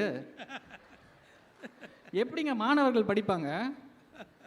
கவிதையை சொன்னார், ஹைக்கூலேருந்து ஆரம்பித்து ஒரு ஜனகணமன பண்ணார். அதே மாதிரி தான் அவர் சொன்ன கவிதைகள் இருந்துச்சு. லாஸ்ட்டில் வந்து ஹைக்கூ அப்படின்னா அது மட்டும்தான் எனக்கு கேட்டது. இந்த ஹைக்கூ என்கின்ற கவிதையை ஒட்டுமொத்த தமிழ்நாட்டிலும் ஒட்டுமொத்த தென்னிந்தியாவிலும் முதலாக அறிமுகப்படுத்தியது பாரதி என்கின்ற கவிஞரினுடைய கட்டுரையில் தான். இங்கே பாரதியினுடைய கட்டுரையை படித்து பாருங்கள். ஹொக்கு கவிதைன்னு சீனாவில் இருக்கின்ற ஒரு கவிஞரினுடைய கவிதையை மொழியாக்கம் செய்து பாரதி கட்டுரையில் எழுதியதால் தான் தமிழ்நாட்டில் ஹைக்கூ என்கின்ற கவிதை வடிவம் இருப்பதே தெரிய வந்தது. இப்படி இருக்கும்போது ஏன் கட்டுரைகள்? கட்டுரை மக்களை எளிவதற்கு எளிதான வழி எது? அதுதான தலைப்பு.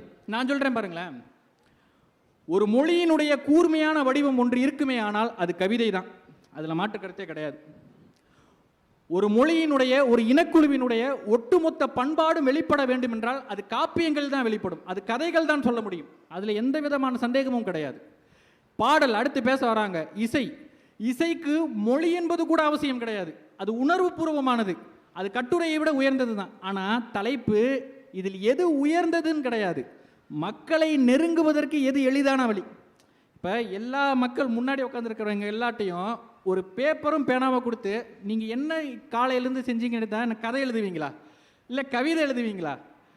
சொல்வேந்தர் ஐயா வீட்டில் இருக்க, நால்வர் உடன் இருக்க, அதன் முன்பு வந்த இருவர் பொய்யுரைக்க, ஆகா என்று எழுந்தது பார் பட்டிமன்றம், கவிதை எழுதுவீங்களா? நம் சொல்லக்கூடிய முறையில் எழுதினால் அது கட்டுரை. நீங்கள் தமிழினுடைய அகராதியை எடுத்து பார்த்தால் கட்டுரைக்கான பொருள் என்ன தெரியுமா? சொல்லுதல் தான். நாம் பேசுவதற்கு உரைத்தல் என்று ஒரு சொல் இருக்கிறது. மேடையில் நின்று பேசினால் உரை, அதை எழுத்தாக மாற்றினால் கட்டுரை. அப்போ மக்களினுடைய மொழியில் எந்த வடிவம் இருக்குன்னா அது கட்டுரை தானே. இப்போ உலக வரலாற்றில் இருக்கின்ற மிகப்பெரிய எழுத்து காப்பியங்கள் அல்லது பல ஊழிகள் தாண்டி வென்ற எழுத்து சித்திரங்களை எல்லாம் எடுத்து பார்த்தால் அது எல்லாம் யாரோ ஒருவர் சொன்னது தான். ஒரு போர்க்களத்தில் நின்று பகவான் ஸ்ரீ கிருஷ்ணர் சொன்னதை எழுதியதால் கீதை, அது இன்றைய வரைக்கும் நிற்கிறது. மழை பொழிவில் இயேசு கிறிஸ்து சொன்னதை சொன்ன மொழியில் எழுதியதால் அது மலை பிரசங்கம், இன்றைய வரைக்கும் படிக்கப்பட்டு கொண்டிருக்கிறது. புத்தர் சொன்ன அறிவுரைகளை சொன்னதால் அதை எழுதியது தான் புத்தரினுடைய தம்மம், இன்னை வரைக்கும் நிற்கிறது. மக்களுக்கு அவர்களுடைய மொழியில் சொல்லக்கூடிய ஒரு இலக்கிய வடிவம் இருக்கும் என்றால், ஒரு எழுத்தினுடைய வடிவம் இருக்கும் என்றால் அது கட்டுரை தான். அதனால தான் மக்களுக்கு அதை மிக எளிமையாக சொல்லணும். சார் ஒன்றும் இல்லை சார், காலையில் தோசைக்கு தேங்காய் சட்னி அரைக்கணும், டோட்டல் ஆஃப் வரப்போகுதுன்னு வச்சுக்கோங்க. நீங்கள் கர்நாடக சங்கீதத்தில் கேட்டு தெரிஞ்சுக்குவீங்களா, இல்லை காலையில் பத்திரிகையில் கட்டுரையில் பார்த்து தெரிஞ்சுக்குவீங்களா? கட்டுரை நீளமாக இருக்குது, படிக்க முடியாது. லட்சக்கணக்கான பிரதிகள் இன்றைக்கு புத்தகங்கள் விற்கிறதா இல்லை தினந்தோறும் செய்தித்தாள்கள் விற்கிறதான்னு அண்ணன் பதில் சொல்லணும். இப்போது சிலப்பதிகாரம் எடுத்துக்கோ. சிலப்பதிகாரத்தை விட ஒரு கவிதை இருக்க முடியுமா? சிலப்பதிகாரத்தை விட ஒரு நாடகம் இருக்க முடியுமா? அதில் இல்லாத முதலாக நாட்டுப்புற பாடல்களை இலக்கியத்தில் கொண்டு வந்த காப்பியம் என்றால் அது சிலப்பதிகாரம் தான். அதில் கவிதை இருக்குது, அதில் நாடகம் இருக்குது, அதில் பாட்டு இருக்குது. ஆனால் இப்பேற்பட்ட சிலப்பதிகாரத்திற்கு இன்னொரு பேர் என்ன தெரியுமா? உரை இடையிட்ட பாட்டுடை செயல் தான். உரைநடை வடிவத்தில் எழுதுவதற்கான முயற்சி காப்பிய களம். அண்ணன் சொன்னார் சங்க காலத்திலிருந்தே இருக்குது. சரி, அதெல்லாம் ஒதுக்கிடலாம். உரை ஆசிரியர்கள்னு ஒரு மரபே இருக்கே. நீங்கள் கட்டுரை முதலாக எங்கே தொடங்குச்சு அப்படின்னு பார்த்தோன்னா உரையாசிரியர்களுடைய மரபிலிருந்து வந்தது. ஏன் வந்துச்சு? சிலப்பதிகாரம் இருக்குது. அந்த சிலப்பதிகாரத்தை இன்னும் மக்களுக்கு எளிமையாக கொண்டு வந்து சேர்க்க வேண்டும் என்றால் அதற்கு ஒருவர் உரை எழுத வேண்டும் என்ற ஒரு தேவை இருந்தது. அந்த உரையினுடைய வளர்ச்சி தான் கட்டுரையாக இருக்குது. இன்னைக்கு 1330 குறளை விட திருக்குறளுக்கு எழுதப்பட்ட உரைகள் தான் ஜாஸ்தி. நம்ம எல்லாருக்கும் ஒரு குறள் தெரியும், பயன் தூக்கார் செய்த உதவி நயன் தூக்கின் நன்மை கடலின் பெரிது. எந்த பிரதிபலனும் பார்க்காமல் ஒருத்தருக்கு உதவி செய்கிறார்னா அந்த உதவி கடலை விட பெருசு. இதுதானே பொருள். நாவலர் நெடுஞ்செழியன் அவருடைய கட்டுரையில் இதுக்கு ஒரு உரை எழுதுகிறார். ஒரு குறளில் இருப்பது மொத்தமே 7 சொற்கள் தான். அப்போ ஒவ்வொரு சொல்லுக்கும் மிக ஆழமான பொருள் இருக்கும். ஏன் பயன் கருதி செய்யாத ஒரு உதவிக்கு கடலை இங்கே உவமையாக சொல்லணும்? நாவலர் நெடுஞ்செழியன் கட்டுரையில் எழுதுகிறாரு, ஒரு கடல் செய்யக்கூடிய மிகப்பெரிய உதவி எது? அது தன்னுடைய நீரை நீராவியாக மாற்றி மேகமாக தருது. அந்த மேகம்தான் மழையாக புரியுது. அப்போ ஒரு கடல் செய்யக்கூடிய உதவி என்றால் அது மழை தான். அதை கடல் ஏன் செய்யுதுன்னா, இன்னைக்கு என்கிட்ட ஆவியாகி மேகமாக மாறுச்சுன்னா அந்த மேகம் குளிர்ந்து மழையாக மாறும். அந்த மழை ஆறாக மாறி எங்கே சுற்றினாலும் உப்பை எடுத்துகிட்டு வந்து திருப்பி என்கிட்ட தான் சேருங்கிற ஒரு பயன் கருதி கடல் செய்யுது. ஆனால் அந்த விதமான பயனையும் கருதி செய்யாத ஒருவர் அந்த கடலை விட மேலடா அப்படின்னு உரை எழுதுகிறார். ஒரு திருக்குறளை ஒரு கட்டுரையில் இருக்கின்ற உரை இன்னும் நமக்கு எளிதாக கொண்டு வந்து சேர்க்குதுல. கற்க கசடர கற்பவை கற்றபின் நிற்க அதற்கு தக, பிழையில்லாமல் கற்றபின் கற்றபடி நில். இதுதான பொருள். ஒருத்தர் உரை எழுதுகிறார், இந்த திருக்குறளில் திருவள்ளுவர் துணைக்காலையே பயன்படுத்தவே இல்லை. என்ன காரணம்? நீ பிழையில்லாமல் கல்வியை கற்றுவிட்டால் எந்த காலம் உனக்கு தேவையில்லை, நீ சொந்த காலில் நிற்கலாம் என்பதற்காக வள்ளுவர் இதில் துணைக்கால் இல்லாமல் எழுதினார் அப்படின்னு எழுதுகிறார். அப்போ காலந்தோறும் குறள் ஒரே குறள் தான், ஆனால் அவருடைய எண்ணத்திற்கு ஏற்ப மாறிக்கிட்டே இருக்கல. அதை சாதித்து காட்டியதெல்லாம் கட்டுரைகள் தான். அப்போது ஒரு கவிதையாக இருக்கட்டும், கதையாக இருக்கட்டும், மக்களினுடைய மொழியில் மக்களுக்கு எது, அதை ஒரு குறளை மக்களுக்கு நேரடியாக எது எடுத்துகிட்டு போகுது? அன்னை குறுந்தொகையில் ஒரு பாட்டு சொன்னார், யாயும் நியாயும் யார் யாராகியரோ எந்தையும் நுந்தையும் எம்முறை கேளீர் யானும் நீயும் எவ்வளை அறிந்தும் செம்புள பெயல் நீர் போல அன்புடைய நெஞ்சம் தான் கலந்தனவே. கவிதை மேலே அவ்வளோ நம்பிக்கை இருந்தால் அதோட நிறுத்திருக்க வேண்டியதானே. ஏன் பொருள் சொல்கிறாரு? ஏன்னா புரியாது, ஏன்னா மக்களுக்கு தெரியாது. அது மக்களுக்கு தெரிகின்ற விதத்தில் புரிகின்ற விதத்தில் சொல்ல வேண்டும் என்றால் அருகமர்ந்து சொல்லக்கூடிய ஒரு மொழி நடை வேண்டும். அதுதான் கட்டுரையில் இருக்கிறது. அதனால தான் மக்கள் தினம்தோறும் படிக்கின்ற செய்தித்தாள்களில் கட்டுரை வடிவில் தான் எல்லா செய்திகளும் அறிவினுடைய எல்லா தகவல்களும் கடத்தப்படுகிறது. இந்த கடலூர் மண் எத்தனை புனிதமானது என்றால் ஒவ்வொரு பேச்சாளர்களும் வணங்க வேண்டிய மண். ஏனென்றால் ஒட்டுமொத்த தமிழ்நாட்டிலும் ஒருவர் முன்னின்று பேசுவதை ஒரு கூட்டம் கவனிப்பது போன்ற ஒரு முறையை அறிமுகப்படுத்தியது திருப்பாதிரிபுரியூர் ஞானியார் அடிகள். வாரியார் சாமிகளுக்கு அவர் ஆசிரியர், திருவிக்காக்கு அவர் ஆசிரியர், மாப்போசிக்கு அவர் ஆசிரியர். ஞானியார் அடிகளார் அவர் உரை ஒரு மேடையில் நின்று பேசிட்டார்னா ஒரு சொல் மாறாம கட்டுரையாக அப்படியே வரும். இது கட்டுரையினுடைய வீச்சு எத்தனை ஆழமானதற்கு ஒரு உதாரணம் சொல்றேன். ஞானியார் அடிகளாரினுடைய பேச்சு, அவர் சைவத்தை தமிழ்நாட்டில் வளர்த்த மிகப்பெரிய முன்னோடி. அவரினுடைய பேச்சு கடவுள் இல்லை, கடவுள் இல்லவே இல்லை என்று சொன்ன பெரியாரினுடைய குடியரசு பத்திரிகையில் வரும். ஒரு சொல் மாறாமல் ஒரு புள்ளி மாறாமல் வரும் என்றால் அது கட்டுரையினுடைய வலிமை. அன்பார்ந்தவர்களே, நீங்கள் எட்டி பார்க்கின்ற தூரத்தில் இருப்பது பாண்டிச்சேரி, புதுச்சேரி. 250 வருஷத்துக்கு முன்னாடி ஒரு நாள் விடாமல் 25 வருடமாக ஒருத்தர் டைரி எழுதியிருக்காரு, நாட்குறிப்பு எழுதியிருக்காரு. ஆனந்தரங்கம் பிள்ளை நாட்குறிப்புன்னு. ஒவ்வொருவரும் குறைந்தபட்சம் அது 12 தொகுதிகள் ஒரே ஒரு புத்தகத்தையாவது படித்து பார்க்க வேண்டும். 250 வருஷத்துக்கு முன்னாடி இருந்த நம்முடைய மண்ணில் நாம் எப்படி வாழ்ந்திருக்கிறோம் என்பதற்கான ஒரு அற்புதமான சான்று அது. அவர் கவிதை வழியில் எழுதலை, கதை வழியில் எழுதலை, கட்டுரை வழியில் 250 வருஷத்துக்கு முன்னாடி. கட்டுரை என்கின்ற ஒரு மொழி பிறப்பதற்கு முன்னாகவே கடலூரில் இருக்கின்ற ஒருவர் தான் அதை செஞ்சிருக்காருன்னா கடலூர் மக்கள் ஒவ்வொருவருக்கும் இது பெருமை. கபிலா, நான் ஒன்றை சொல்லி முடிக்கிறேன். கபிலா சொன்னாங்க கதையினால தான் சுதந்திரமே வந்துச்சுன்னு. அது கட்டுரைக்குள்ளதுங்க. இந்த நாட்டில் இருக்கின்ற ஒவ்வொரு இந்தியரும் கட்டுரைக்கு கடமைப்பட்டு இருக்கிறோம். காரணம் என்ன தெரியுமா? வாழையடி வாழையன வந்த ஞான கூட்ட திருமரபு அப்படின்னு சொல்றோம்ல, அது மாதிரி எல்லாவற்றுக்கும் ஒரு மரபு இருக்கு. காந்தியடிகள் வானத்திலிருந்து குதிக்கல. அவருக்கு முன்னாடி அவருடைய ஆசிரியர் இருந்தார், கோபாலகிருஷ்ண கோகலே. அவருக்கு முன்பாக ஒரு மிகப்பெரியவர், ஒரு மிதவாதி இருந்தார், ஃபெரோஷா மேத்தா. ஃபெரோஷா மேத்தா என்ன பண்ணுவார்னா, ஆங்கிலேயர்கள் செய்கின்ற அக்கிரமங்களை எல்லாம் ஒரு கடிதமாக மனுவாக எழுதி ஆங்கிலேயர்கிட்டே போய் கொடுப்பார். நீங்கள் வரியை குறைக்கணும்னு ஆங்கிலேயர்கிட்ட போய் சொல்லுவார். அதை அப்படியே கட்டுரையாக அடுத்த நாள் அவருடைய இதழில் எழுதுவார். கோபாலகிருஷ்ண கோகலே இதை பார்த்துக்கிட்டே இருக்கார். அவன் தான் நம்ம அடிமைப்படுத்தியிருக்கான், அவன்கிட்ட போய் பிச்சை எடுப்பது போன்று நீங்கள் மனுக்களை கொடுக்கிறீர்களே, இது என்ன நியாயம்னு. அதுக்கு ஃபெரோஷா மேத்தா சொன்னார், என்னுடைய ஆயுதம் என்பது ஆங்கிலேயனுக்கு நான் எழுதி கொடுக்கின்ற மனு கிடையாது. என்ன என்ன அக்கிரமங்களை அவன் செய்கிறான் என்று அடுத்த நாள் நான் கட்டுரையாக இதழ்களில் எழுதுகிறேனே, என்னுடைய கட்டுரை தான் என்னுடைய ஆயுதம் சொன்னார்னா, நாம் அடிமையாக கிடக்கிறோம் என்பதை மக்களுக்கு உணர்த்தியது கட்டுரைகள் தான். அன்பார்ந்தவர்களே, எல்லாவற்றுக்கும் ஒரு விலை இருக்கிறது. ஆனால் இந்த ஒட்டுமொத்த உலகத்திலும் மிக குறைவான விலையில் நாம் சேர்க்கக்கூடிய ஆகப்பெரிய செல்வங்கள் என்றால் அது புத்தகங்கள் தான். நாம் ஒரு கட்டுரை தொகுப்பு வாங்குறோம்னா அதில் 40 கட்டுரைகள் இருக்கிறது என்றால் அது 40மே நமக்கான கட்டுரைகளா என்றால் கிடையாது. ஏதோ ஒரு கட்டுரை நமக்கானது. அந்த ஒரு கட்டுரையிலும் ஒரே ஒரு வரி நம் வாழ்க்கையை மாற்றும். அந்த வரி ஒரு கற்குவியலில் இருக்கின்ற வைரக்கல்லை போல ஜொலிக்கும். அந்த ஒரு வரிக்காக அனைவருமே புத்தகங்களை வாங்கி, குறிப்பாக ஐயா 40 கட்டுரை தொகுப்புகளுக்கு மேல் எழுதியவர். ஐயாவே முதல்ல எங்கள் கட்சி தான். ஐயா எழுதிய கவிதை நூல் ஏதாவது வந்திருக்கா, இல்லை கதை ஏதாவது தெரியுமா? 40 கட்டுரை தொகுப்பு எழுதியவர் எங்களுடைய சுகிசிவம் ஐயா. நல்ல தீர்ப்பு மிக நிச்சயமாக கட்டுரைகளே என்று வழங்குங்கள். வணக்கம். எழுத்து உரையாக மாறுகிற போது அது எவ்வளவு வலிமையுடைய ஆயுதமாக மாறுகிறது என்பதை தம்பி பிரிட்டோ மிக அழகாக வடித்து காண்பித்தார். ஏன்னா இந்த உரை அப்படிங்கிற சொல்லுக்கு கட்டு உரை, உரை அப்படிங்கிற போதெல்லாம் ஆழமான பொருள் கொள்ள முடியும். இப்போ கவிதை படிக்கிறோம் பார்த்தீங்களா, அந்த கவிதைக்கு கூட ஒருத்தர் உரை எழுதுவார். அந்த நூலாசிரியர் எழுதாததை கூட அவர் எழுதுவார். ஆச்சரியமாக இருக்கும். ஒரே ஒரு சின்ன உதாரணம் சொல்கிறேன். ஞானியாரடிகளையெல்லாம் அவர் நினைவூட்டினார். ரொம்ப மகிழ்ச்சி எனக்கு. ஆண்டாளுடைய திருப்பாவையில் ஒரு வரி வருது, கூடாரை வெல்லும் சீர் கோவிந்தா அப்படின்னு. இதுக்கு பொழிப்புரை எழுதுனா என்ன எழுதுவீங்க?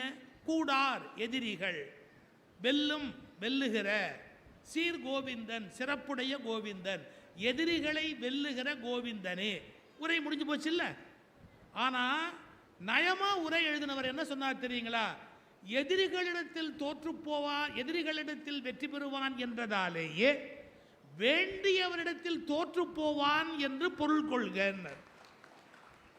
எவ்வளவு பெரிய விஷயங்க. கூடியவரிடத்தில் தோற்று போவான். நமக்கு யார் வேணுமோ அவங்களோட தோற்று போக வேண்டியது தானே. நம்ம பேர குழந்தை அங்கேருந்து வருது, தாத்தா நீ ஒரு முட்டாள் அப்படின்னு சொன்ன பத்மஸ்ரீ கிடைச்சதை விட சந்தோஷமான விஷயம் அதுதான். அப்படியா நீ சொல்லிட்டல்ல, ரொம்ப சந்தோஷம். ஏன் தெரியுங்களா, நமக்கு ரொம்ப வேண்டியது அந்த குழந்தை தான், பத்மஸ்ரீ பட்டம் இல்லை. அதை கொடுக்க போகிறதில்ல எனக்கு, அது வேற விஷயம். எதுக்கு சொல்ல வர, வேண்டியவரிடத்தில் தோற்று போகிறவன் தான் வாழ்க்கையை இனிமையா நடத்த முடியும். கணவன்மார்கள் கவனிக்க, வேண்டியவரிடத்தில் தோற்று போனால் மட்டும்தான் வாழ்க்கை இனிமையுடையதாக இருக்கும். கணவன்மார்கள் கவனிக்க. ஏன் பெண்களுக்கு சொல்லக்கூடாதா? சான்ஸே இல்லை. ஒரு நாளும் அவங்க தோற்று போக ரெடியாக இருக்க மாட்டாங்க. நீங்கள் தான் ரெடியாக இருக்கணும் அப்படிங்கிறத உங்களுக்கு ஒரு க்ளூ. இப்போ தம்பி சொன்னதை இன்னும் கொஞ்சம் ஹைலைட் பண்ணி போங்க. கட்டுரை அப்படின்ன உடனே எப்படி எடுத்துக்கணும்னு கேட்டிங்கன்னா, கார்ல் மார்க்ஸினுடைய ஒரு புத்தகம் கட்டுரை தானே. இன்னைக்கு எத்தனை அரசியல் கட்சி உலகம் முழுக்க இருக்கு, அதை அடிப்படையாக கொண்டு எத்தனை அரசுகள் அதை மையமாக கொண்டு இருக்கிறது. சோவியத் ரஷ்யா, சீனா, எத்தனை நாடுகள் அந்த அவருடைய கருத்து அப்படியே ஒரு ஆட்சி மூலமாக மாறி இருக்கிறது. அது மாதிரியான கட்டுரைகளை படிக்க முடியாது. சொல்லலாம் விளையாட்டா, எங்க தாஸ் கேபிட்டல் எடுத்து அப்படியே வரிக்கு வரி படித்து புரிஞ்சுக்க பாருங்க, எவ்வளோ கஷ்டம் தெரியுமா. கட்டுரைகளை படிப்பது என்பது சுலபமான விஷயம் அல்ல, ரொம்ப சிரமமான விஷயம். நீங்கள் மறைமலடிகள் கட்டுரையை படிச்சீங்கன்னா சில நுட்பங்கள் தெரியும். தோ பரமசிவன் அப்படிங்கிறவர் எழுதின கட்டுரைகளை படித்தா தமிழ்நாட்டினுடைய வரலாறு தெரியும். பண்பாட்டு அசைவுகள் அப்படின்னு ஒரு புஸ்தகம் வந்திருக்குது. அவருடைய மொத்த தொகுப்பையும் இப்போ புக்காக்கி இருக்கிறாங்க. தோ பரமசிவன் தமிழுக்கு செய்திருக்கிற சேவை சாதாரணமான சேவை அல்ல. தமிழருடைய வாழ்வியல், தமிழருடைய உணவு, தமிழருடைய பழக்கங்கள் எல்லாத்தையும் அப்படியே எடுத்துக்கொண்டு வந்து முன்னால் வைக்கக்கூடிய ஆற்றல் தோ பரமசிவம் அவருடைய கட்டுரைக்கு உண்டு. கட்டுரை படிக்கிறது, நிதானமாக படிக்கிறதுங்கிறது ரொம்ப ரொம்ப முக்கியமான விஷயம்.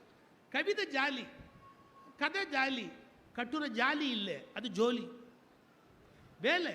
முழுமையாக உட்காந்து அறிவுபூர்வமாக படிக்கணும். அதை தம்பி ரொம்ப அருமையாக எடுத்துரைத்தார். நம்ம ரொம்ப கஷ்டப்பட்டுட்டோம். கட்டுரையை கேட்டு நமக்கு வந்து சீரியஸான விஷயம். கொஞ்சம் ஜாலியாக இருக்கணும், மகிழ்ச்சியாக இருக்கணும்.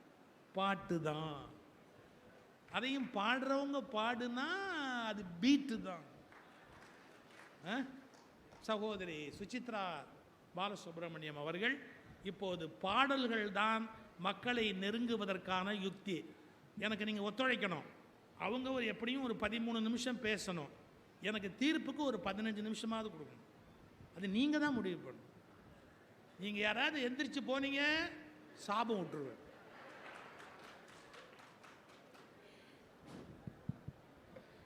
தமிழுக்கும் அமுதென்று பேர், தமிழுக்கும் அமுதென்று பேர், அந்த தமிழின்பத் தமிழெங்கள் உயிருக்கு நேர், உயிருக்கு நேர். தமிழுக்கு நிலவென்று பேர், இன்பத் தமிழ் எங்கள் சமூகத்தின் விளைவுக்கு நீர். தமிழுக்கு மனம் என்று பேர், இன்பத் தமிழெங்கள் வாழ்வுக்கு நிருமித்த ஓர். தமிழுக்கு மதுவென்று பேர், இன்பத் தமிழெங்கள் உரிமை செம்பயிருக்கு வேர், பயிருக்கு வேர். மேடையில் வீற்றிருக்கும் நடுவர் ஐயா, பேச்சாளர் பெருமக்கள் மற்றும் இன்று திரளாக கூடி இருக்கக்கூடிய அத்தனை பேருக்கும் முதற்கண் என்னுடைய வணக்கத்தை இசையோடு தெரிவித்துக் கொள்கின்றேன். அதை இசைவோடு ஏற்றுக்கொள்கிறோம். அது ஒன்னே போதும் ஐயா, தீர்ப்பை இப்பவே சொல்லிட்டீங்கன்னு நினைக்கிறேன். நம்முடைய வாழ்க்கையில இசை என்பது இன்றியமையாத ஒன்று. இசை என்பது மனிதனுடைய உடலில் ஒரு பகுதி அப்படின்னு சொல்லலாம். எப்படி அப்படின்னு சொன்னா, ஒருவரை எப்பொழுது மனிதன் என்று சொல்கின்றோம்? இவர் மனிதன், இவரை ஒரு பெயர் வைத்து கூப்பிடுவது அப்படின்னா அது எப்போ அப்படின்னு சொன்னா, நம்ம உயிர் இருக்கும் பொழுது. இந்த உயிர் இருக்கணும்னா அதுக்கு முக்கியம் எது தெரியுமா? இதயம்னு ஒன்று இருக்குல்ல. அந்த இதயம் என்று சொல்லக்கூடியது துடிப்பு இருக்கிற வரைக்கும் தான் அவன் உயிர் உள்ள மனிதன். அவனை பெயர் சொல்லி அழைப்பார்கள். அந்த இதய துடிப்பு என்னைக்கு நிற்குதோ அவர் என்பது அதுவாகிவிடும். அப்போ நம் உடம்பிலேயே இசை என்பது இருக்கு. அந்த இசை என்பது இல்லைன்னா அது வெறும் உடல் தானே வழிய உயிர் கிடையாது. அதனால மனிதனை நெருங்குவதற்கு இசையை விட ஒரு அருமையான வழி கிடையவே கிடையாது. எல்லா வழியிலையும் அவரை நெருங்க முடியும். கவிதைகள் நெருங்கும் இல்லைன்னு சொல்லல, கதைகள் அவர்களை நெருங்கும் இல்லைன்னே சொல்லல. ஆனால் எது அவர்கள் மனதில் அழிக்க முடியாம இருக்குன்னு பார்த்தா அது இசைதான், பாடல்கள் தான். அப்படி அந்த பாடல்களை கவிதைகளாக பார்க்கறத விட இசையாக பாடும் பொழுது எல்லாருடைய மனசுலையுமே அது எளிமையாக ரொம்ப காலம் நிற்கின்றது. இப்போ நான் இந்த பாட்டு பாடினேனே, எத்தனை பேர் என்னோட சேர்ந்து பாடினீங்க? இப்போ இதையே வெறுமன ஒரு கவிதையாக இருந்தால் இத்தனை பேர் சேர்ந்து பாடியிருப்பீங்களான்னு தெரியாது. சிவசதீஷ் அவர்கள் பேசும்போது ஒரு விஷயம் சொன்னார். பழைய காலத்தில் கம்பராமாயணம் அதை இன்னைக்கு கவிஞர் எப்படி எழுதியிருக்காங்க, பழைய காலத்தில் சங்க இலக்கியங்கள்லேருந்து யாயும் யாயும் அதை இன்னைக்கு கவிஞர்கள் எப்படி எழுதியிருக்காங்க. ஐயா, நாங்கள் கவிஞர்களை பற்றி மட்டும் பேசவில்லை, பாமரனையும் எது போய் செல்கின்றது என்பதுதான் இன்றைய பேச்சாக இருக்கு. அப்போ பாமரனையும் போய் சேர வேண்டும் என்றால் கட்டுரைகள் அப்படிங்கிறது ரொம்ப கஷ்டம். நமக்கு இருக்கிற நேரத்தில் உட்காந்து கட்டுரைகளை படிப்பதுன்னா ரொம்ப ரொம்ப கடினம், நம்மளால் அது முடியாது. கவிதை ஒரு சிலருக்கு புரியும், எல்லாராலையும் அதை புரிந்து கொள்ள முடியாது. கதை, கட்டுரைக்கு எவ்வளவு உண்மை உண்டோ அதுபோல கதைக்கு கொஞ்சம் பொய் இருந்தால் தான் அழகாக இருக்கும். அந்த பொய்னு சொல்கிறத விட மிகைப்படுத்தி சொல்லுதல், எக்ஸாஜரேஷன் அப்படிங்கிறது கதையில் ரொம்ப அழகான ஒன்று. இதை எப்படி சொல்லலாம் அப்படின்னா, இப்போ நம்ம சாம்பாருக்கு சாதாரணமாக ஒரு குறிப்பு கொடுக்குறோம். அந்த குறிப்பை வாங்கிட்டு நம்ம ஒரு தேங்காய் அரைச்சி சாம்பார் பண்ணுறோம்ல, இப்போ தேங்காய் அரைச்சி பண்ணாலும் சாம்பார் தான், ஆனால் அது ஒரிஜினல் சாம்பார் கிடையாது. அந்த மாதிரி தான் கதையில் மிகைப்படுத்தல் அப்படிங்கிறதுலாம் உண்டு. ஆனால் இது எதுவும் இல்லாத எளிமையாக மனிதர்கள் மனதில் சென்று அமர வேண்டும்னா அது இசையால் மட்டுமே முடியும். இசையோட பவர் என்ன அப்படின்ட்டு ஒரு சின்ன எக்ஸாம்பிள் உங்களுக்கெல்லாம். இப்போ நான் ஒரு பாட்டு பாடுறேன், இது சமீபத்தில் வந்த பாட்டு தான், எல்லாருக்கும் நல்லா தெரிந்த ஒரு பாட்டு தான். ஆனால் இப்போ இந்த பாட்டை நான் வேற மாதிரி பாடுறேன், இல்லை முதல்ல ஒரிஜினல் டியூன் பாடுறேன் உங்களுக்கு எந்த பாட்டுன்னு புரியறதுக்காக. கண்ணான கண்ணே கண்ணான கண்ணே என் மீது சாயவா, புண்ணான நெஞ்சை பொன்னான கையால் பூ போல நீவவா, நான் காத்து நின்றேன் காலங்கள் தோறும் என் ஏக்கம் தீருமா, நான் பார்த்து நின்றேன் பொன்வானம் எங்கும் என் மின்னல் தோன்றுமா, தண்ணீராய் மேகம் தூரும் கண்ணீர் சேரும் கற்கண்டாய் மாறுவேன், ஆராரிராரோ ராரோ ராரோ ஆராரிராரோ. இப்போ இந்த பாட்டு இருக்கு, இது நமக்குள்ள ஒரு உணர்ச்சியை ஏற்படுத்துதா இல்லையா? இப்போ இந்த பாட்டையே கொஞ்சம் நான் டியூனை மாத்துறேன். ஏ கண்ணான கண்ணே என் மீது சாயவா, புண்ணான கையால் பூ போல நீவவா, நான் காத்து நின்றேன் காலங்கள் தோறும் என் ஏக்கம் தீருமா, நான் பார்த்து நின்றேன் பொன்மானம் எங்கும் என் மின்னல் தோன்றுமா, தண்ணீராய் மேகம் தூரும் கண்ணீர் சேரும் கற்கண்டாய் மாறுமா. அதாங்க இசை. இந்த பாட்டுக்கு எது உயிர் கொடுத்ததோ கொஞ்சம் அந்த இசையை மாத்திட்டா அந்த எண்ணத்தையே அது மாத்தி விடுங்க. அது இசையினுடைய மிகப்பெரிய வலிமை, அதுதான் இசையினுடைய ஒரு சக்தி. அந்த சக்தி இருக்கின்றதே, நாம் வார்த்தைகளை கூட சொல்ல வேண்டாம், அந்த இசையை கேட்டாலே அது எதை குறிக்கின்றது என்பதை நம்மால் உணர முடியும். அந்த உணர்வு தானேங்க நெருக்கம், அந்த உணர்வு தானே நெருக்கம். அப்போ இசையை விட எது நம்மளை நெருங்க முடியும்? அதனால தான் முன்னோர்கள் பல கவிதைகளை எல்லாருக்கும் போய் சேரணுங்கிறதுக்காக பாட்டாக மாத்தினாங்க. தமிழ் தாய் வாழ்த்து, நீராறும் கடல் உடுத்த நிலமடந்தை கெழில் ஒழுகும் அப்படின்னா அடுத்த வரி நமக்கு ஞாபகம் வராது. ஆனா நீராறும் கடலுடுத்த அப்படின்னு ஆரம்பிச்சா அடுத்த வரி உங்க எல்லாருக்கும் நினைவுக்கு வரும். அதுதான் இசையினுடைய ஒரு சக்தி.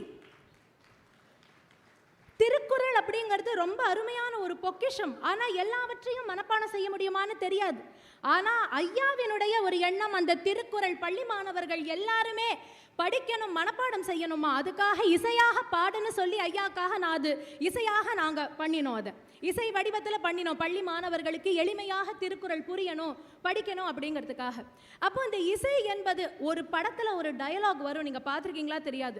அத்தனை சினிமா பாட்டு எல்லாம் நினைவு இருக்குடா, ஒரு மேக்ஸ் ஃபார்முலா ஞாபகம் வர மாட்டேங்குதுன்னு சொல்வார். ஏன்னா அந்த இசைதான் குழந்தைகளுக்கே இவங்க சொன்னாங்க கதை அப்படின்ட்டு, ஆனா கதையை கூட ரைம்ஸா தான் சொல்லி கொடுப்போம். ஏன் ரைம்ஸா சொல்லி கொடுத்தா குழந்தைக்கு புரியும். காட்டில் ஒரு சிங்கம் தூங்கியதே, காணாமல் மேல் எரி ஓடியதே, விழித்து கொண்டது சிங்கம் பிடித்திடவே, வீல் வீல் என்றலி கத்திடவே அப்படின்னு அந்த சிங்கம் மேல எலி வந்து உட்காருமே அந்த கதை.